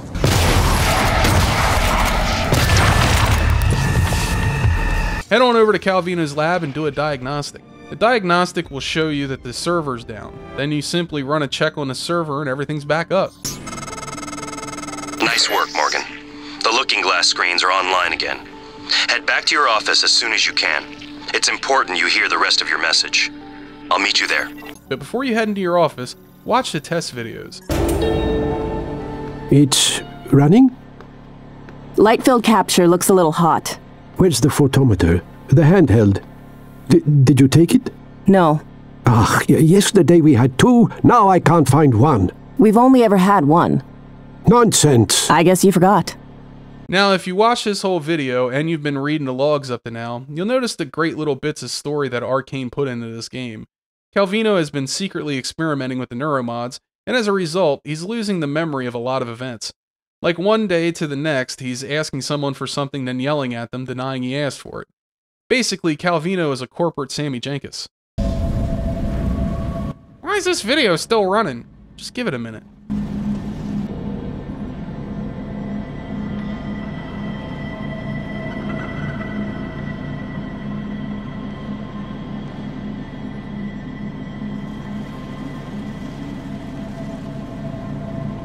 Ah, that's cool. I don't think... No, Nick, the video clearly... Nick, stop! What? Grab the thermos. What thermos? Like the thermos in the fucking video you just watched? Right, yeah, sure. Yeah, I remember. You don't remember shit. These little three-way mirrors add a layer of interactivity within the story as you're able to pan around the scene and see different angles of the story and find clues. This is one of those things that if used right, could have been a central mechanic in the game. Using these looking glass terminals to solve puzzles, but in all my interactions with the game, I never felt like it was used as much as I would have liked. You know what I mean? Huh? I said, do you know what I mean? About what? I said, don't you wish they used the looking glass tech more in the game? What's a looking glass? Well, Looking Glass was a company... Now, I'm gonna be honest with you, Doc. I haven't been paying much attention to you, and I don't intend to, so you do your thing and I'll do mine. What? Yeah, honestly, when you go off on your little rants, I tend to just close my eyes and go to sleep. And you're so into yourself that you never notice. So I get to take a nap and you get to indulge your urge to feel important. Listen, I don't think I'm important. Really, Doc? You don't think you're important? Not even a little? Well, I guess I add something to the conversation. The what conversation? Games? Yeah? Shut up, will you? I think I speak for the entirety of the internet when I say that, but honestly, go on with your rant. Just remember, people put on your videos in the background while they're working or when they're dealing with a particularly tenacious shit. But carry on. Seriously, just pretend I'm not here. It's gonna be kind of hard after all that. Look, talk to the camera. What camera? Pretend there's a camera somewhere. Hold a pretend microphone up to your mouth. Okay, you mean like this? Yeah, and pretend people care about what you have to say. Oh, okay. So yeah, I think they could have used the Looking Glass stuff more often. I mean, whatever. Head over to the recycling charge R&D area directly across from Calvino's lab, over by where the explosion caused a fire. You can use the glue gun to clog up leaks like this, by the way. Thanks, Doc. In this area you'll find... Oh, is that what I think it is? What do you think it is? I think it's revenge. And all this time, you little motherfuckers have been hiding and jumping out at me, making me feel like a 7-year-old who has to cross a dark hallway to take a piss. Now I'm the one who jumps out. At you!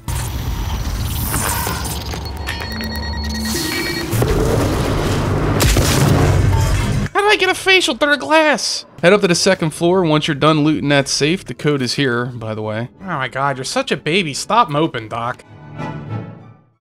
Now, you might get into a situation where you got 2 phantoms in a room with you, and you might think, damn, that's tough, but it isn't. See, Arcane built most of these areas where group fights take place to act more like arenas. This facilitates a gameplay style that's not unlike Doom 2016, where you run circles around the enemy and use the design of the level to act as a barrier between you and them. You can use the booster to propel you in different directions, giving you a side strafe and a dodge with which to get out of the way of a phantom's slow-moving projectile. You know to start jumping when the kinetic blast is charging up. By the time you land, it will have gone off where you used to be standing. The other thing is, hitting one of these things in the face with a shotgun or a wrench close up is like hitting them in the teeth with a sledgehammer, and quite often you will stun them out of their kinetic blast, or you'll knock them down so you can finish them off. So really the name of the game here is to jump shot to the face, then execution style when they're down. Once you're in the lobby, the quickest way to your office is over this large piece of modern art, but once you're in, be careful.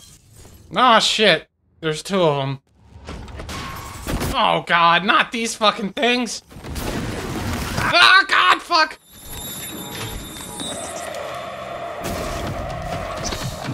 Oh, you can dodge right out of the way. Oh yeah, you're doing pretty good. Yeah, I'm like Neo from John Wick.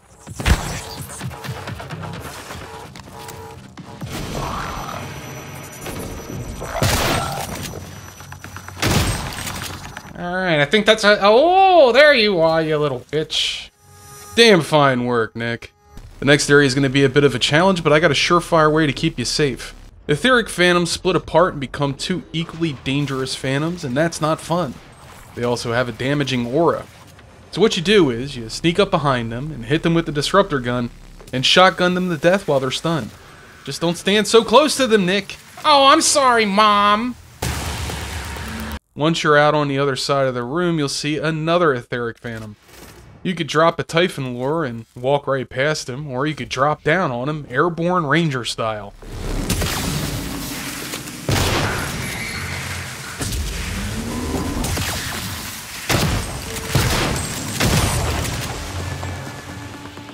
Go over to the lift and interact with the panel.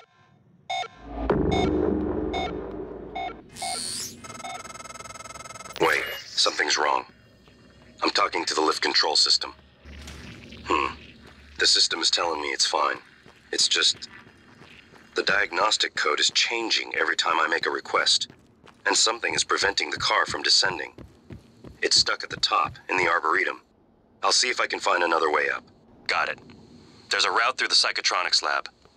Morgan, that lab is where the TYPHON broke containment. Be careful. Something has a lift stuck on the Arboretum floor, but in order to get down there, you'll have to go through the guts of the facility. This is where the danger in the game sort of dies, because this is where you get your TYPHON powers. Hello, Morgan. This time we spoke. What the fuck? My code name is December. My purpose is to help you escape Talos 1. I know your memory's shot full of holes, but you left instructions that the TYPHON should break containment. Alex has a private escape pod. You made a copy of his launch key and hid it in the NEUROMOD division, along with a supply cache. I'll transmit the location to your map. I'll contact you again when you've got the key. Now this part's kind of interesting. See, December is like this side character. He's an earlier version of January. At least that's what January tells you. And it's a very interesting thing that this game does, because if I had to say that this game had an orientation, right? Like what I always talked about before, when you're writing a story, you have to have an orientation for the story, a direction that the story's going in, a philosophy essentially for what the game is trying to portray, right? So this game, if anything, would be kind of like secrecy and lies, right? Like the mechanics express it by the mimics being able to turn into anything and deceive you and ambush you. Your brother is kind of a pathological liar. Even your past selves can lie to you. Like December is telling you to escape, and then that's the right thing to do for you to survive. That a previous you told him that this was the best course of action so you can warn planet Earth that an invasion was coming. But that's not true, and it's a lie, right? So it sets up this really unique conflict between the player and all of the surviving factions, because you're being told by one person something that is completely believable, right? That if anybody gets off of this ship alive, they are going to bring the TYPHON to Earth. And if they do that, it's game over, right? But then your brother's like, yeah, but we can destroy all of the TYPHON and all of the TYPHON material and keep the research for ourselves if you use the null wave transmitter. And then you get this early on, before you get any of that information. You get this thing early on that says, oh, but you could escape and go warn Earth, right?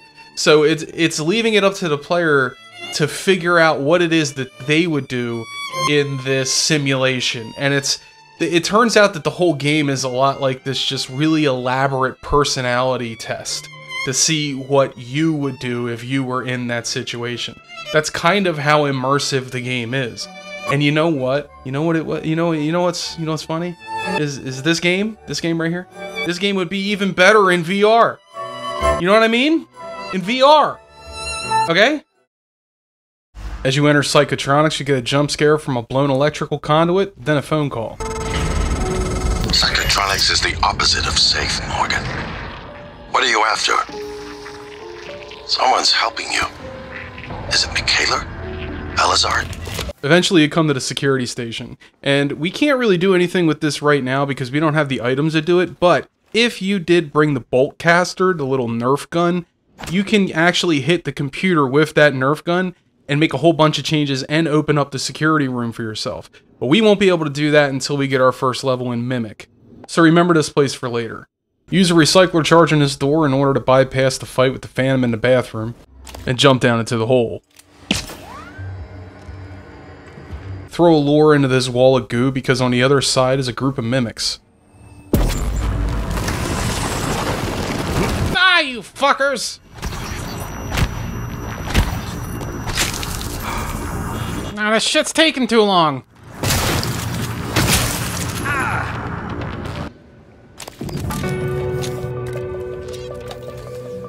Who's kicking who around now?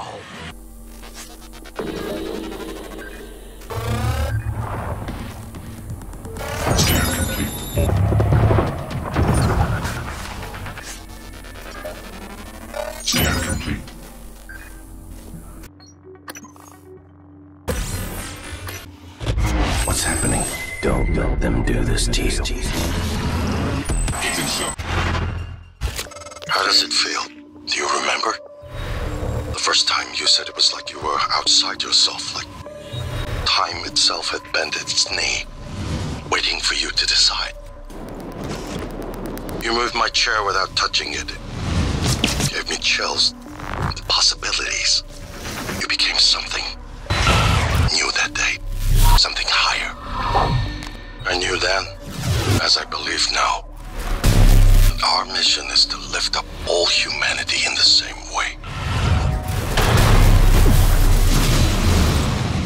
Ah, yeah, this is nice, Doc. There's two things that you should do here before heading down to the guts. Firstly, you should get the fabrication plans for NEUROMODS and fabricate as many as you can, and upgrade your psi pool fully. Your brother will be calling you on your brain phone, and he'll gift you the code to the safe. I see you've already figured out how to use your psychoscope. All right, Morgan, I know I can't make you stay put, but you're gonna die down there if you don't listen to me. I'm sending you the code to a safe in Director Kelstrup's office. I'm certain he's hidden neuromods there. Use them to install one of the TYPHON abilities. That's what this is all about, Morgan. You spent 3 years of your life making it possible. Putting what they can do into us. You've just forgotten. It's not gonna work. What? Bribing me. You're gonna kill your brother? Yeah, we'll see. Head into Dr. Kelstrup's office and stop the electrical surges. Open the safe and grab everything out of it. Calvino, what did you do to my conference room? Eh? Yes. I was just about to call you. All I see is a dot. Yes, that's right. It's the calibration system for the new touchscreen. You only have to run it one time. Are you kidding me? Just follow the dot. When it turns green, touch it. It should... Damn it, Calvino, I do not have time to play sing-along with your bouncing ball. I'll call you back. I don't know why this guy was so pissed off. It's pretty easy. Come on! Oh, what the hell is this now? Ah, this game is creepy as fuck!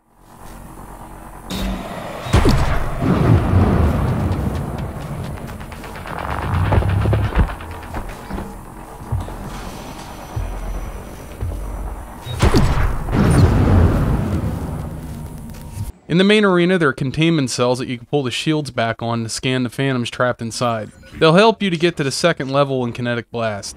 Optionally, you should go upstairs and explore, but it might be more trouble than it's worth.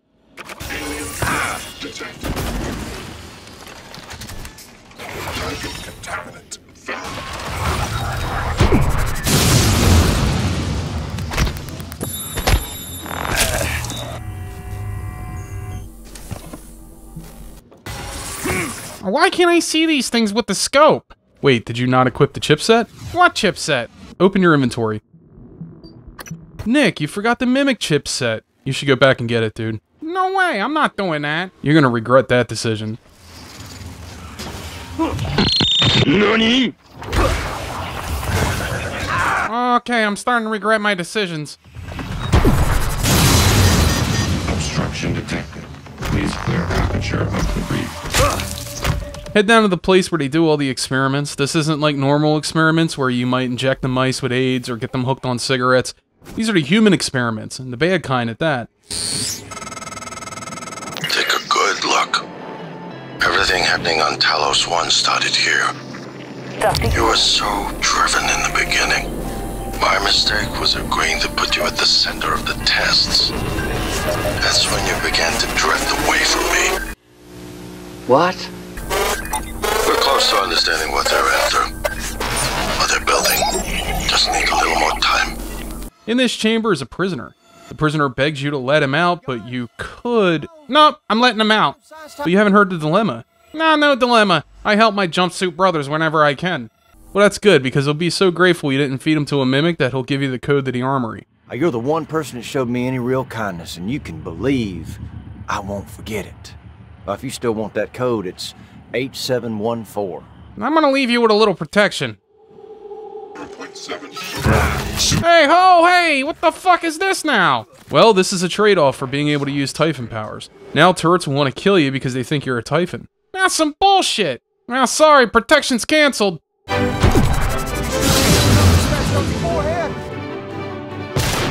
Wow, he took that first shot like a champ. Why'd you shoot him? Nah, I changed my mind, you know, he had to die. He might have known something. Knew what? The dog thing? He's a prisoner. When the boss of the company gets caught enjoying a ball sniff, word travels fast. No wonder he had him erase his memory so much. They probably had the dog sniff his balls every night, just so he wouldn't forget his shame.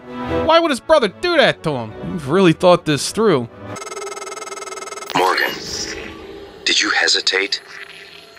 At all? Yeah, a little. I'm sure he wasn't a good man, but could you have done otherwise, given the opportunity? The Typhon can only kill and destroy, but you're human. You have a choice. Sorry, January, but you don't know what the fuck you're talking about. I didn't have a choice. They made this happen. They could have erased the footage or kept it to themselves, but people always gotta talk shit about their superiors. I've had bosses I actually liked. I mean, for a little while. I had this boss one time, he was a great guy. He loved me. Put me on a schedule every night, but he had some problems, you see, he was too trusting. Some of the employees took to stealing. So one night he was at home and me and this other chick were watching the store and we talked about him like he was a dog the entire night, calling him stupid. I mean, even we knew who was stealing. Well, who was it? It was us. The guy was so dumb he ended up firing the wrong guy. I should have guessed. I was afraid of this. The scientists here were in the middle of something when they died. Access to the gut is closed off during experiments. Security protocol. You'll have to finish what they started. In order to break the lockdown in place, you'll have a boss fight with a new type of Typhon. But before you do that, jump off that railing and head to the floor below. There's a ton of good stuff down there, and it gives you a chance to use your Typhon abilities.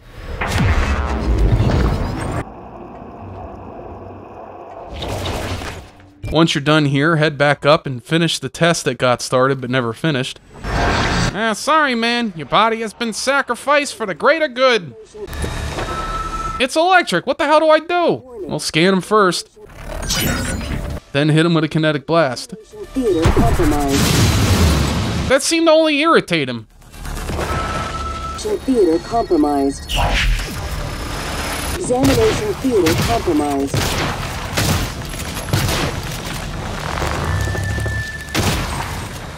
Warning. People are quick to project human features onto things they don't understand. The Typhon kill us without hesitation. But it's not because they're evil. It's because they can't do otherwise. You know what we discovered? They lack mirror neurons. For all their wonderful abilities, there's one thing we can do that they can't. Empathize with the suffering of another living creature. What's a mirror neuron? Well, that's complicated. We only learned about them in the last few decades and discovered them in macaque monkeys. According to studies, the mirror neuron will modulate its activity both when a specific motor action is performed or when that same motor function is observed being done by another subject. Scientists are proposing that this produces empathy through identity. What's empathy? That's when you care about other people. People do that? Yeah, people do that. What's wrong with you? Well, a lot, apparently. Microgravity detected. Okay, so let's speed right along here with a few reminders. Make sure you scan every TYPHON you come across, and take out these cystoid nests. You can do that with either the glue gun or a kinetic blast, which will destroy the nests and the explodey balls at the same time, though it costs a lot of psi to do this. Near the end, you'll be locked out of a door, and you'll either need to use the glue gun on the large fans to stop them and crawl through the tunnels, or find this dead body by some nests. On it will be a note with the code to the door on it. Morgan, steady. That pulse hit your suit systems pretty hard. It came from the substation ahead. There's a magnetosphere around Talos 1 that keeps the sun from cooking your insides. Hopefully the generator isn't dying. For your sake. I'll be fine. The next area is easy enough. You need to time entering the big scary EMP machine and grab the card before the blast rips you to pieces. This is where 2 corrupted operators enter a room. You can attack them from above, and a disruptor gunshot will stun them long enough to finish them off with a kinetic blast. And before you head out, make sure you transform yourself into a bandage and head into the medical room to get some free heals before heading out to the rest of the gut. There's also 3 psi boosters in there, and we need those. We need those. Head through the guts, scan the Weaver, and continue on until you reach the Arboretum. The entire TYPHON ecology appears to be centered around the creation of this substance. The original researchers called it coral. Beautiful. But we're not sure what its purpose is. It's never spread outside the containment cylinder. Until now. Once here, you can head straight to the objective, but before you go...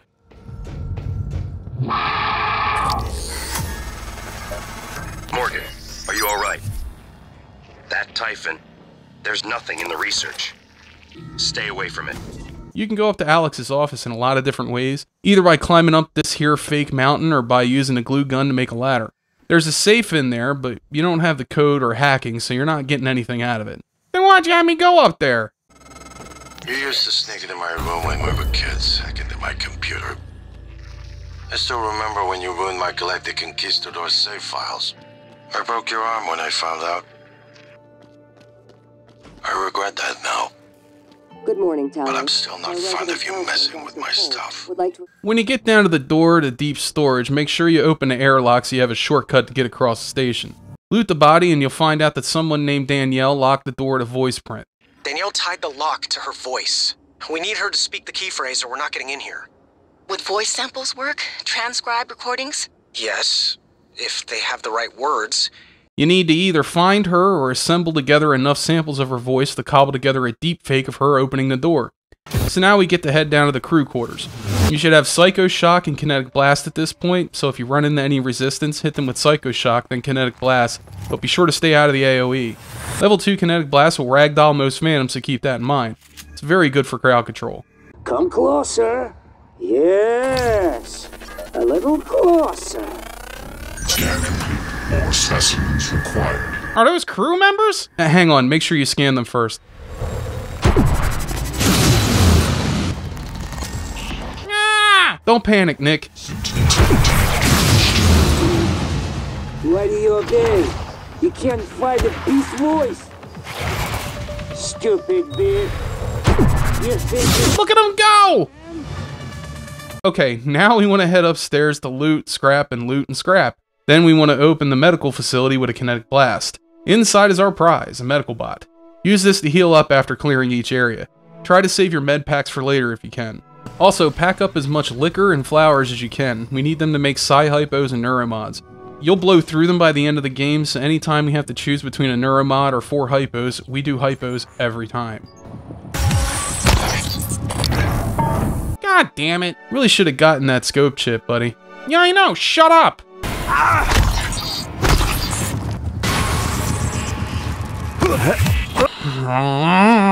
Now you want to head to this little shaft over here and turn on the power. Before we do anything else in this area, we want to visit the medbot and make sure our health and suit health is topped off. Middle mouse button gives you access to all the healing items, including psi-hypos, which you may also want to make sure your mental energy is replenished as well. Take this time to equip Kinetic Blast and Psycho Shock to your hotbar, as well as TYPHON lures and null wave transmitters if things get a little hairy when we do what we're about to do, because all hell's about to break loose, to be honest. What are we about to do, Doc? You'll see. Head over to the console and start the NEUROMOD demonstration. Hide under the desk and get out your TYPHON lore. Throw the lore and scan the Etheric Phantom. He always comes first. This should give you access to the blink ability, so make sure to install the NEUROMOD and equip it to your hotbar immediately. The name of the game here is the Blink first, then Psycho Shock to control ranged abilities, then Kinetic Blast until Psycho Shock comes off a cooldown. You should be able to stay alive with Blink because the enemies will be focused on your clone that they don't even know that you're there when you're ragdolling them across the room. NANI?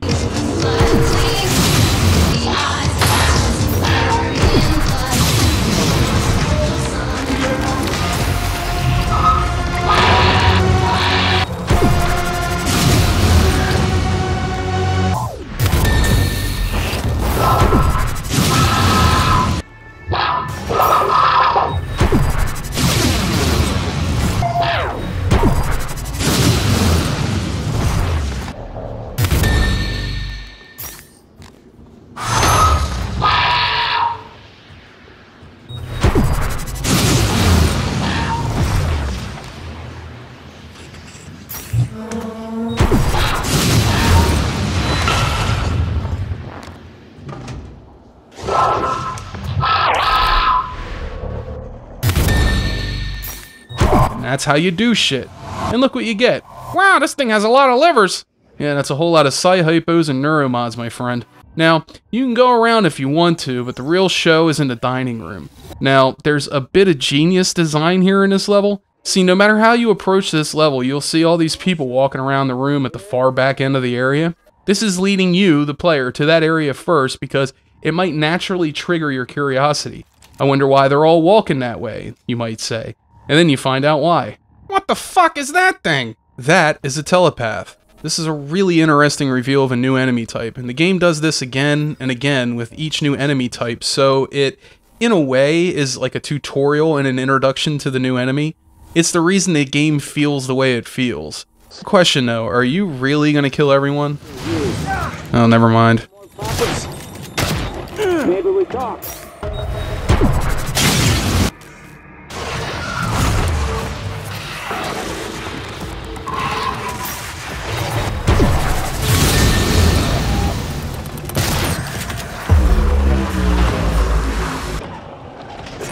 Why don't I look at you when it wasn't surprised after all this time?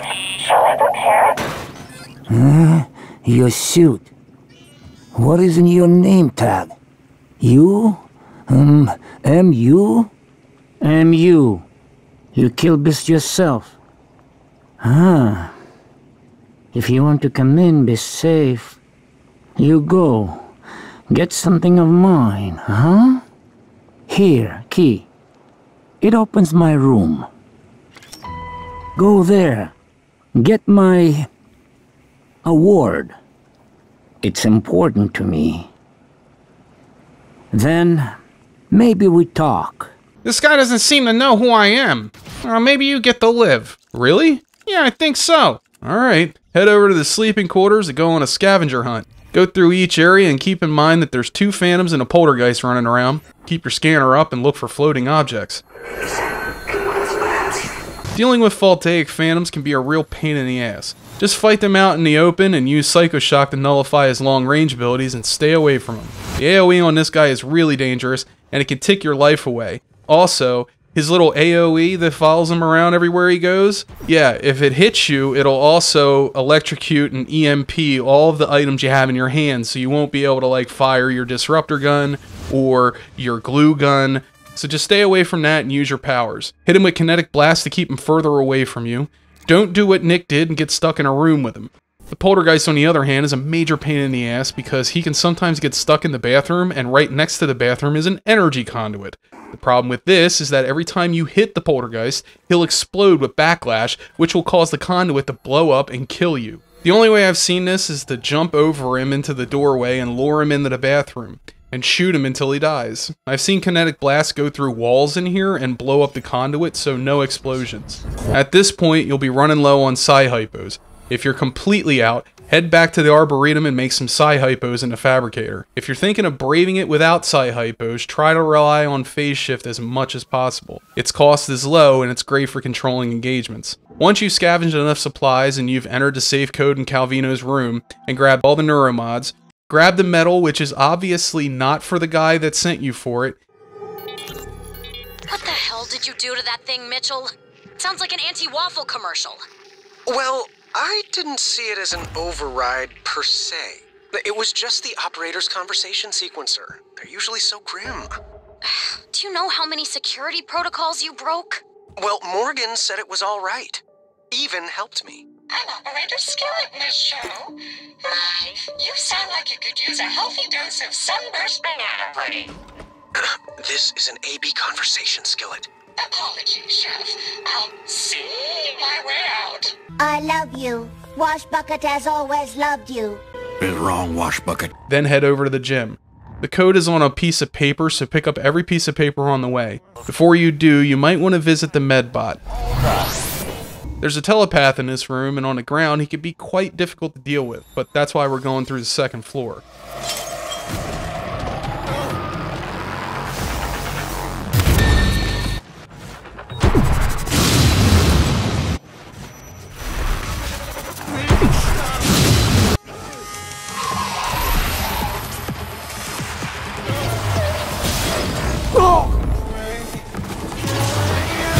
System integrity damaged.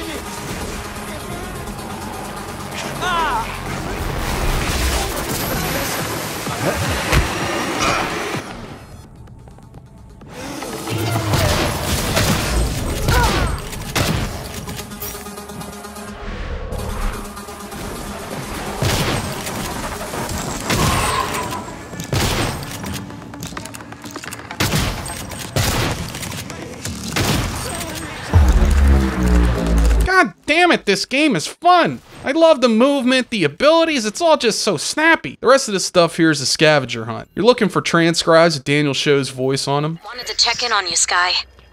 Just a neuromod hangover. I feel weird. I can't believe you got modded for Alex's clown show at the Tulip. Are you kidding? I've always wanted to play an instrument, but never had the time. It's like I can see the sheet music in my head. I feel like I've been doing this since I was 7. The waypoints will guide you to an area, and from there you need to look under seats, on dead bodies, thoroughly look through everything until you have enough of Danielle's voice to cobble together a usable voice print. So, I found your sticky note. The one under the desk, with your password. Wait, you were under my desk? Look, you need to keep your password safe, alright? I'm watching out for you because I love you. You love me? I love you enough to crawl under your desk. I totally wasn't looking for the pen I dropped. Flatterer. When you return the medal to the chef, he'll be grateful, but not grateful enough to give you anything. He wants water first. Do you really want to fix the water for this guy? I don't have a problem with him yet. So yeah, why not? Fine. Head out of the crew quarters, and once you're satisfied with your level of completion, head over to the Arboretum. Our goal is to get the fabricators as soon as we can so we can restock our supply of Psi-Hypos. I've been monitoring noetic field signatures around the station when I can. With humans, the signal barely registers. The TYPHON make a strong ripple by comparison. I should clarify one thing. I said the signal barely registers on humans, but when I scan you, it's on the level of a TYPHON.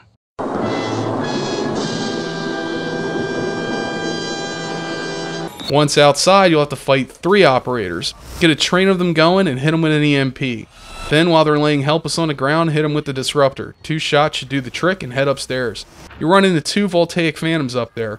Make sure you scan both of them before disposing of them with rapid pistol shots. Then head straight back to the recycle and fabrication station, back where you entered the map. Next, we need to head to the greenhouse to the water regulator. But this isn't easy. First, we need to head up the wall using a glue gun cannon. We need to lure the telepath out of the greenhouse because on the ground are 3 different puppet bombs waiting to explode. Not to mention the telepath can hit you with an exploding AoE that has a really wide range around the enemy, so there's almost nowhere to escape the explosions. No, instead, hit him with some damage and fall on the other side of the wall. Then once the telepath follows you, hit him with Psycho Shock. Then as he runs away, hit him with kinetic blast and electricity to stun him. If you're trying to save Psy-Hypos, the pistol works well since he'll likely be hauling ass away from you. Then head back and murder all the witnesses. Oh God, please tell me you killed that thing.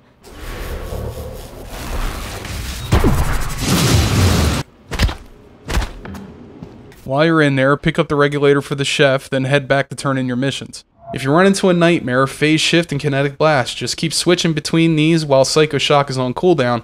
From now on, we'll call this the 0-1-2 punch, okay?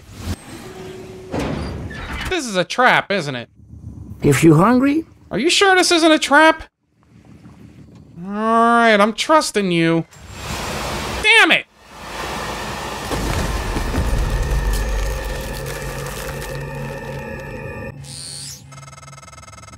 Transdown piece of junk.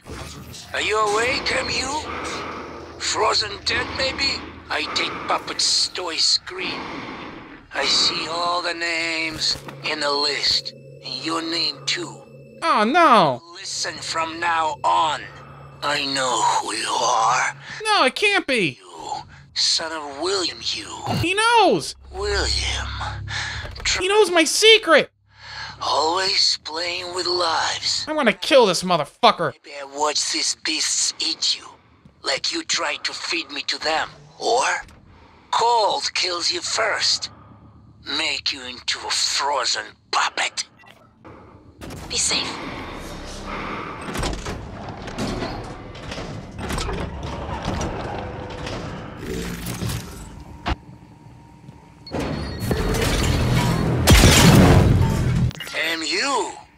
You're still alive. We learned to make mines in Ukraine from recycling Transtar junk. Wanted to share knowledge with you. Oh, you motherfucker! I'm coming to get you!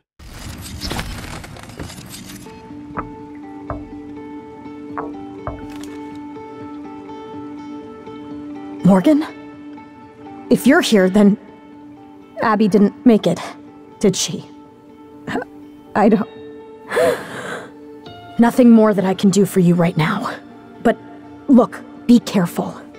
There's someone else in crew quarters pretending to be the cook. This info would have been super helpful about 20 minutes ago. If you can, make sure he doesn't get off the station. I'll see what else I can do to help from out here. For as long as I can. Goodbye, Morgan. Bye, Felicia. Before you head to deep storage, we want to unlock the neuromods, but to do that, we need to go back to the lobby. To go back to the lobby, we need to fight a technopath, and it's an easy fight. Just sneak around, take out his bodyguard, stun him with electricity, then hit him with kinetic blast. As long as you keep moving during this fight, he won't be able to hit you with the electric burst that he uses as a small AoE. Or keypads may nice work. The lift is responding again. That TYPHON hijacked the hardware, even the software running the system all the way down to the machine code. Reprogramming it on the fly. Fascinating. And alarming. I can patch up the code. You should be fine. Once you come to the lobby, the easiest way to deal with this area is to head to Morgan's office immediately, make some psi stims, then jump through a window onto the rafters here, then drop down into the NEUROMOD division hallway. You can avoid all these fights this way. Once you get to the NEUROMOD division, make a glue ladder and head upstairs. The place we need to go to is locked, but we should be able to enter through the volunteer doors, so turn to your left, go through the door, and through the little vent behind the desk. Once inside, you're going to need to get up somehow to get to that little passage. You can build a glue ladder to get up there. This techno mine is much more difficult than the last one because this guy has turrets and 3 operators. Easiest way to deal with him is to use phase shift with the clone as a distraction, all the while hitting the groups with kinetic blast. After about 3 rounds of this, the technopath should be vulnerable without his turrets and operators, and should be easy to finish off. Grab the key card off this dead guy, head upstairs, and unlock the NEUROMOD fabrication. If you liked how difficult the game is, don't make NEUROMODs. They sort of ruin the experience when you've maxed out everything. Besides, psi stims are almost always more important than NEUROMODs, so always prioritize those over mods. Head over to deep storage and get ready for one of the most difficult parts of the game yet. Override. Lockdown engaged. Sorry, Morgan, but I have to lock you in this time. When I trashed your arming key, it was to keep you from making a huge mistake. It's too late to stick our heads in the sand. We're committed now. You should be safe in deep storage. When everything is ready, we'll meet in my office. I hope you believe me. I really am on your side. You're just not yourself. Your brother has locked you into deep storage for your own protection, I guess. And there's technopaths down there and all kinds of nasty voltaic phantoms and about 50 mimics. So he's either trying to kill you or he doesn't know what protection means. Welcome to deep storage. If Talos 1 had a subconscious, this would be it. You're looking for the central repository. That's where you push the drive that has the plan for your arming key. I'll see if I can find a way out of here in the meantime.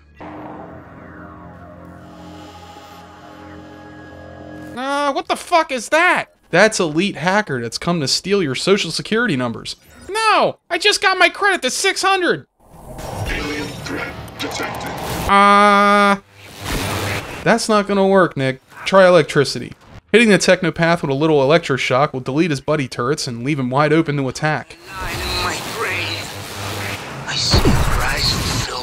Jesus Christ, these people, they always want to talk when I'm in the middle of a fucking fight. Jesus Christ, it's like when your mom calls you and you're in the middle of masturbating. It's like, how am I supposed to finish with all this shit going on?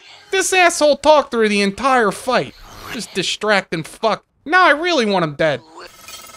Every dark bit of data that moves through the station is captured here.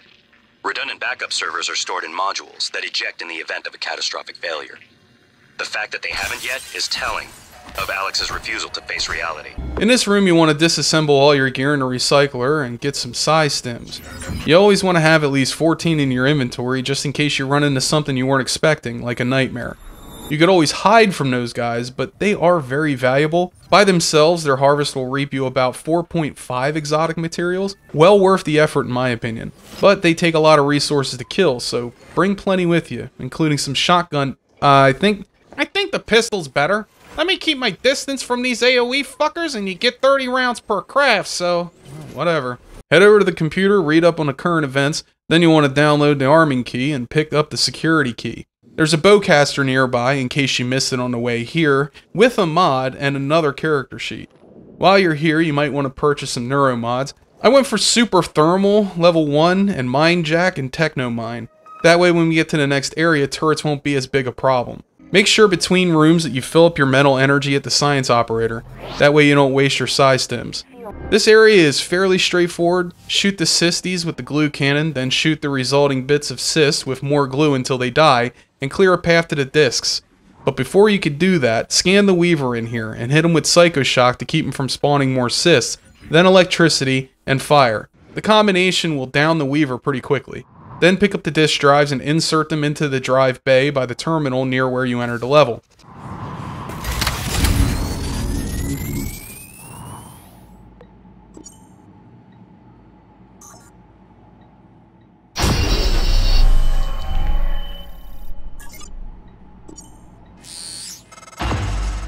Good work.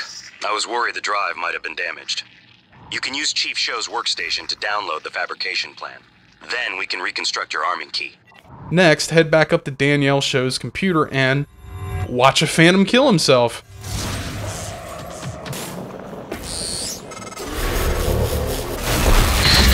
Morgan, Alex has you boxed in. Look, there's nothing I can do about the lockdown from out here. But I promised I'd help you. So listen. Deep storage was built with a series of data vault modules that can be jettisoned from the station. It's a redundant backup system. That's your way out. Look at my workstation again. I'm exposing a utility that'll open up one of the vaults. Once you're in, look for a manual release. Then your ass is space junk, like me. And if you manage to get back inside, remember, you owe me. Kill the son of a bitch who hurt Abby, or I swear to God I'll haunt you. No, don't worry, he's gonna die. Nobody's getting off this ship, for the good of Earth and all that. How the hell am I supposed to get in there? Oh, I see.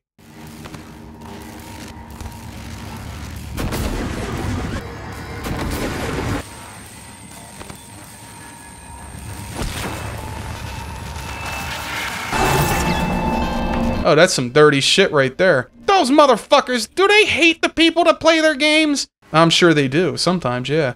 Bunch of whiny bitches, you gamers. Once you've killed the Weaver and his minions, grab the NEUROMOD and head into the data storage vault.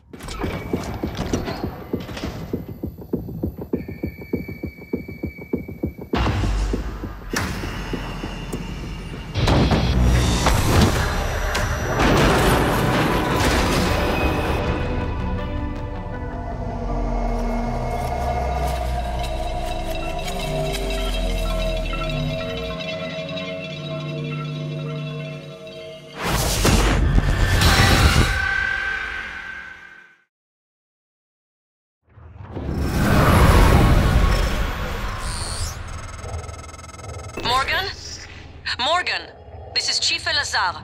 The airlocks on Talos are sealed, but there's an opening at the cargo bay you could use. I think you can get back inside the station here. Back out into space to look for another way into the station. The only way in is through a hole that got ripped into shipping. This is Dr. Dayo Igwe. I'm broadcasting to all contacts in proximity. Please, whoever is out there, listen to me. Oxygen is low and I have no spacesuit. An accident in cargo bay forced me to seal myself inside this container, but I have no way to dock with the station from in here. Someone is trapped in a cargo container. His name is... Nah, let me stop you right there. I'm not interested. But he opens up a side quest. Don't care. Let him die. But what if he doesn't die? Fine, I'll let him out. Wait! Wait! What are you doing? Stop! Stop, damn you! Stop! There, he's out.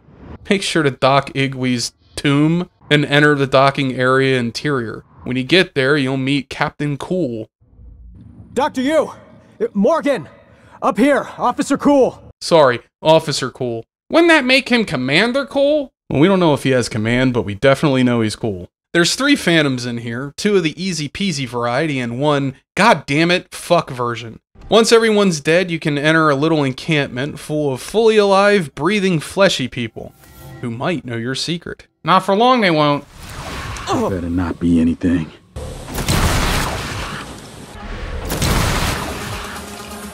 Now's the moment of truth. Can you defeat a handful of Typhons all grouped together and vulnerable?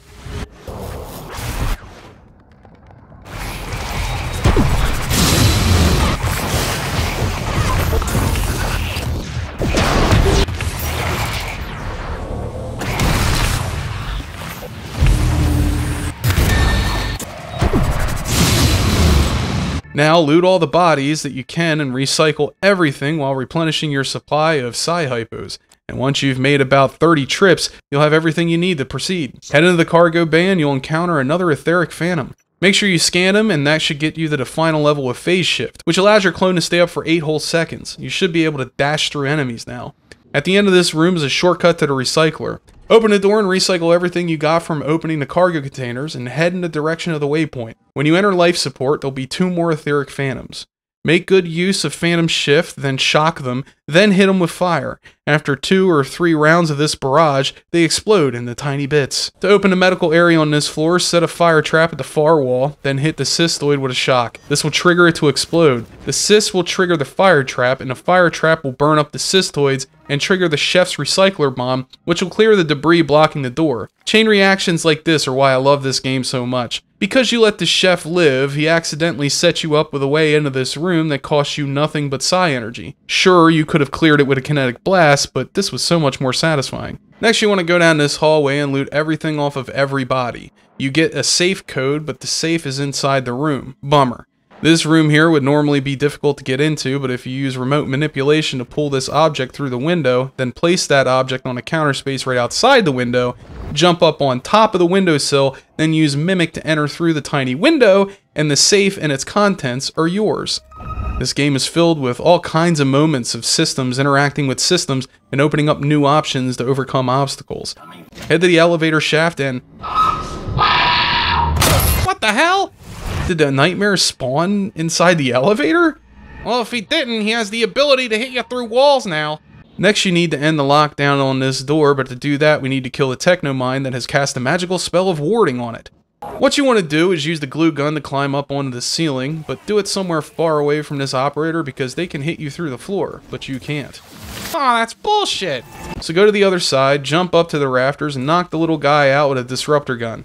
Then head into the vent. This is, from a strategic point of view, the optimal place to be. You can hit the techno mine with a barrage of initial attacks, but you're likely going to need to stay mobile, so drop down and finish him off. Carefully keep an eye out for the operator who's likely already trying to kill you, then turn on the power.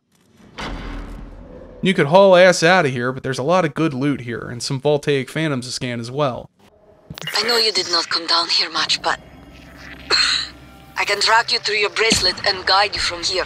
Once you're done in here, you'll come to a security station and a locked door. You could bypass this by using the shaft above the operator dispenser. If you explore this area thoroughly, you can get a couple of neuromods and a bunch of loot, but you'll have to deal with the electrified water and a poltergeist, and we know how much fun those fuckers are to fight. Pass! Eventually, you'll run across Michaela. I thought I was going to die. Well, sooner than I thought I was going to die. Where did that thing come from? Was it Tony? The way it was looking at me. I'd get up, except for my legs, and my lungs, and my nervous system. Don't look surprised. Paraplexus, remember? Jesus, Nick. You could have at least let her finish her monologue. Sorry, when someone tells me they're dying anyway, then it's time to get to the point, you know what I mean?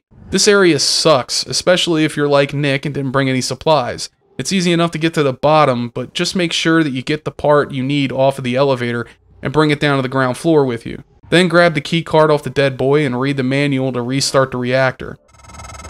Morgan, the whole damn station just went dark. Whatever you're doing, stop.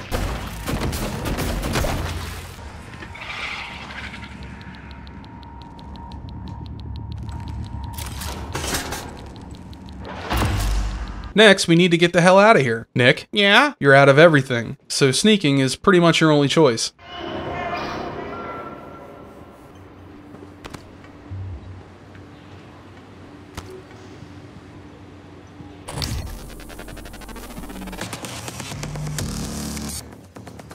Alien threat detected.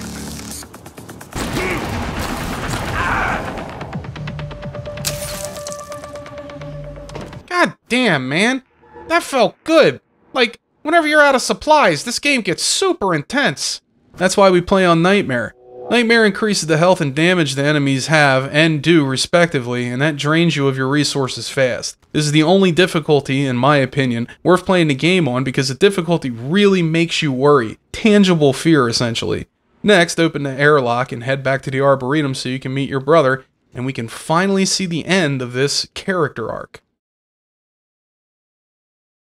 We're at the final stretch. Before you go any further, if you haven't done it already, max out Phantom Shift and upgrade your electricity. Spacewalk over to the Arboretum and make a beeline straight for Alex's office. At this point, it's probably best if you avoid fighting as much as possible.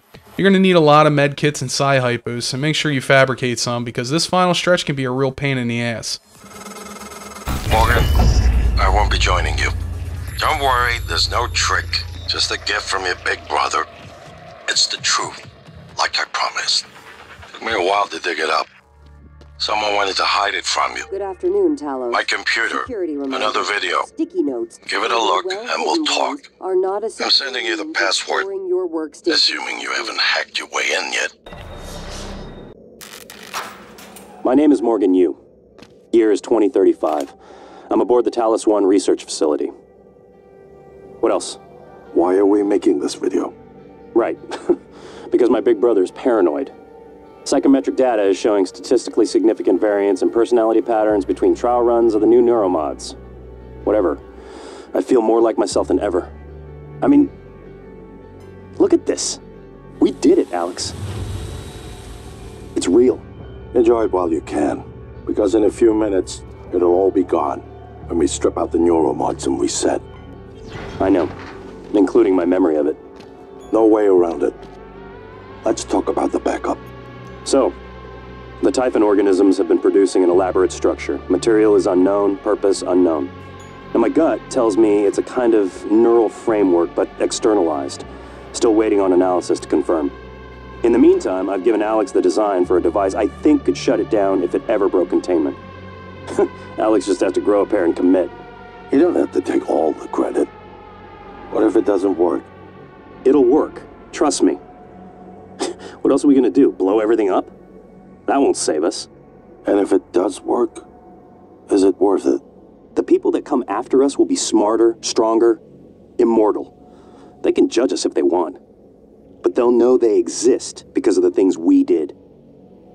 I'm ready. Do it. Well, there you have it. Everything I've done is what you've asked me to do. I didn't think you'd believe me unless you heard it from your own mouth. The tests, they changed you. Not a lot at first, but eventually, the constant stripping of your memory, I didn't know who you were anymore. All I want is to have my brother back so we can finish what we started. The device you mentioned, it's an advanced version of the null wave. It's the only way to stop the Typhon without destroying everything we've been working toward. We're just missing some scan data from the coral to complete the design. Help me finish this, Morgan. And then, you can have my arming key. I don't believe you want to use it anymore, but you can have it. I left the chip set for you on my desk. You'll need to upgrade your psychoscope to scan the coral. I'll send you the scan locations. That's what I like about my bro. He's ride or die. But this chef asshole, I need to shut him up. Where can I find him? We'll head down to the bridge. He'll be trying to make a getaway aboard one of the escape pods. Now, cool looking view from up here.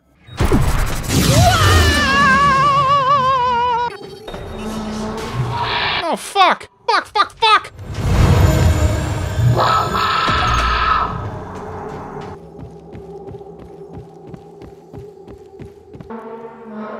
Don't come up here, please! 1 hour later. Ah! Damn it! That guy is annoying as hell! Your revenge is waiting just around the corner, Nick. Are you ready? Yeah, I'm pumped! Morgan, we are over now. Ah, you dirty son of a bitch! I'm gonna make you into a psy-hypo and shoot you right into my veins. Head back outside and scan the coral. There's a bunch of weavers in this area, and the area is such a tight space that you really have no choice but to kill them. My suggestion is to use the Phantom Shift and hit the weavers with Psycho Shock to keep them from spawning cystoids. Super Thermal and Kinetic Blast should make quick work of them. Scan both nodes and head back to the Arboretum to trigger the next story beat. Here's my terminal to upload the data.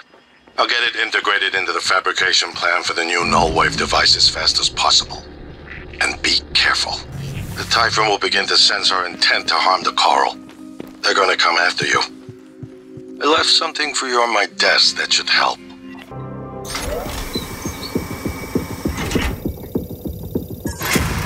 Uh-oh, that doesn't sound good. Yeah, I'd go find a hiding spot if I were you. Transfers hold it. Something. Or someone. Shit. This is Commander Walter DAHL. Now who's this asshole now? Directors has authorized me to take full command of Talos 1. Effective immediately. All employees must now report to the shuttle bay for evacuation. Those of you unable to comply, transmit an SOS and my team of rescue operators will locate you. One last thing. Alex and Morgan Yu have been relieved of their positions. Do not consent to their requests or assist them in any way. DAHL out.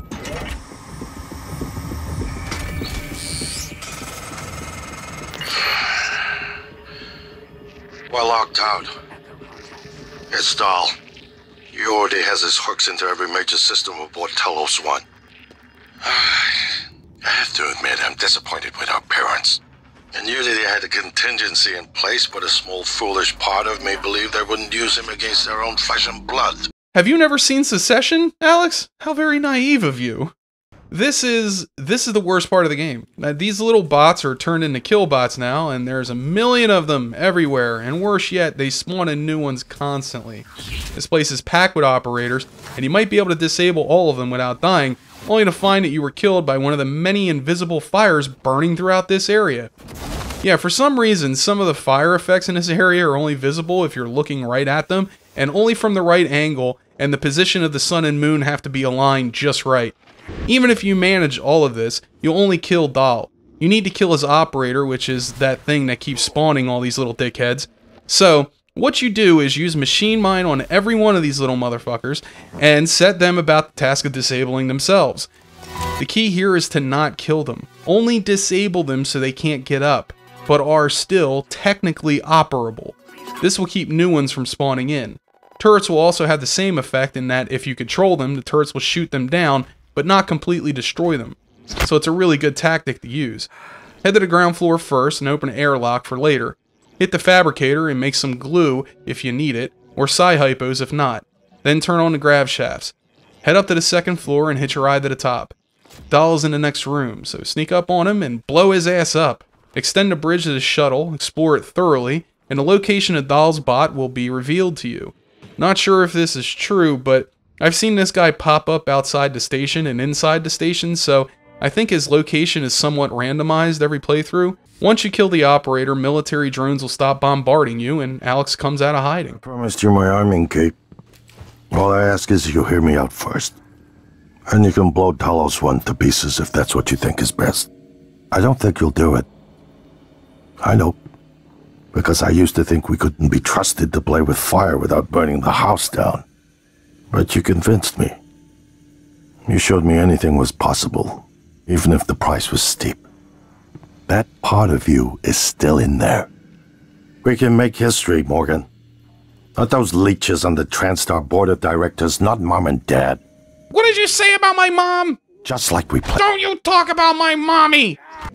Morgan, everything is ready. Now that the keys are armed, the order to execute is given from Captain Mark's terminal. I'm not able to execute. That responsibility is yours.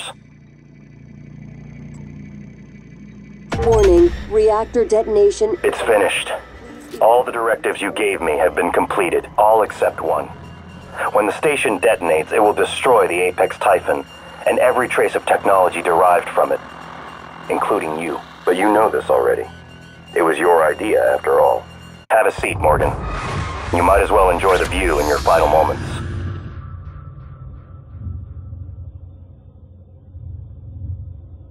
I keep having this dream.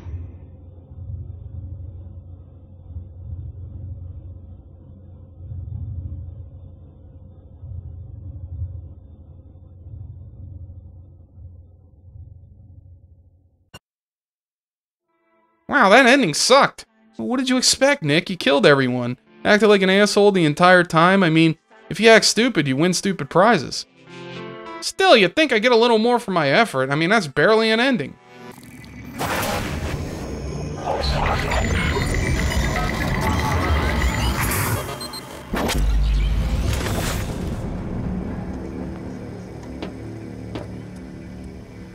It's finished. How did it do? Activation of the mirror neurons was not promising. Empathy quotient shows to be almost non-existent. It probably thinks it was dreaming, and nothing mattered. You're assuming it thinks like us. Its life depends on it. Ours too. It all comes down to the choices it made. There's no question that every test, every juncture, it showed little to no identification with the crew or their suffering. Yeah, that sounds like me. Wow, this game really is like an elaborate personality test.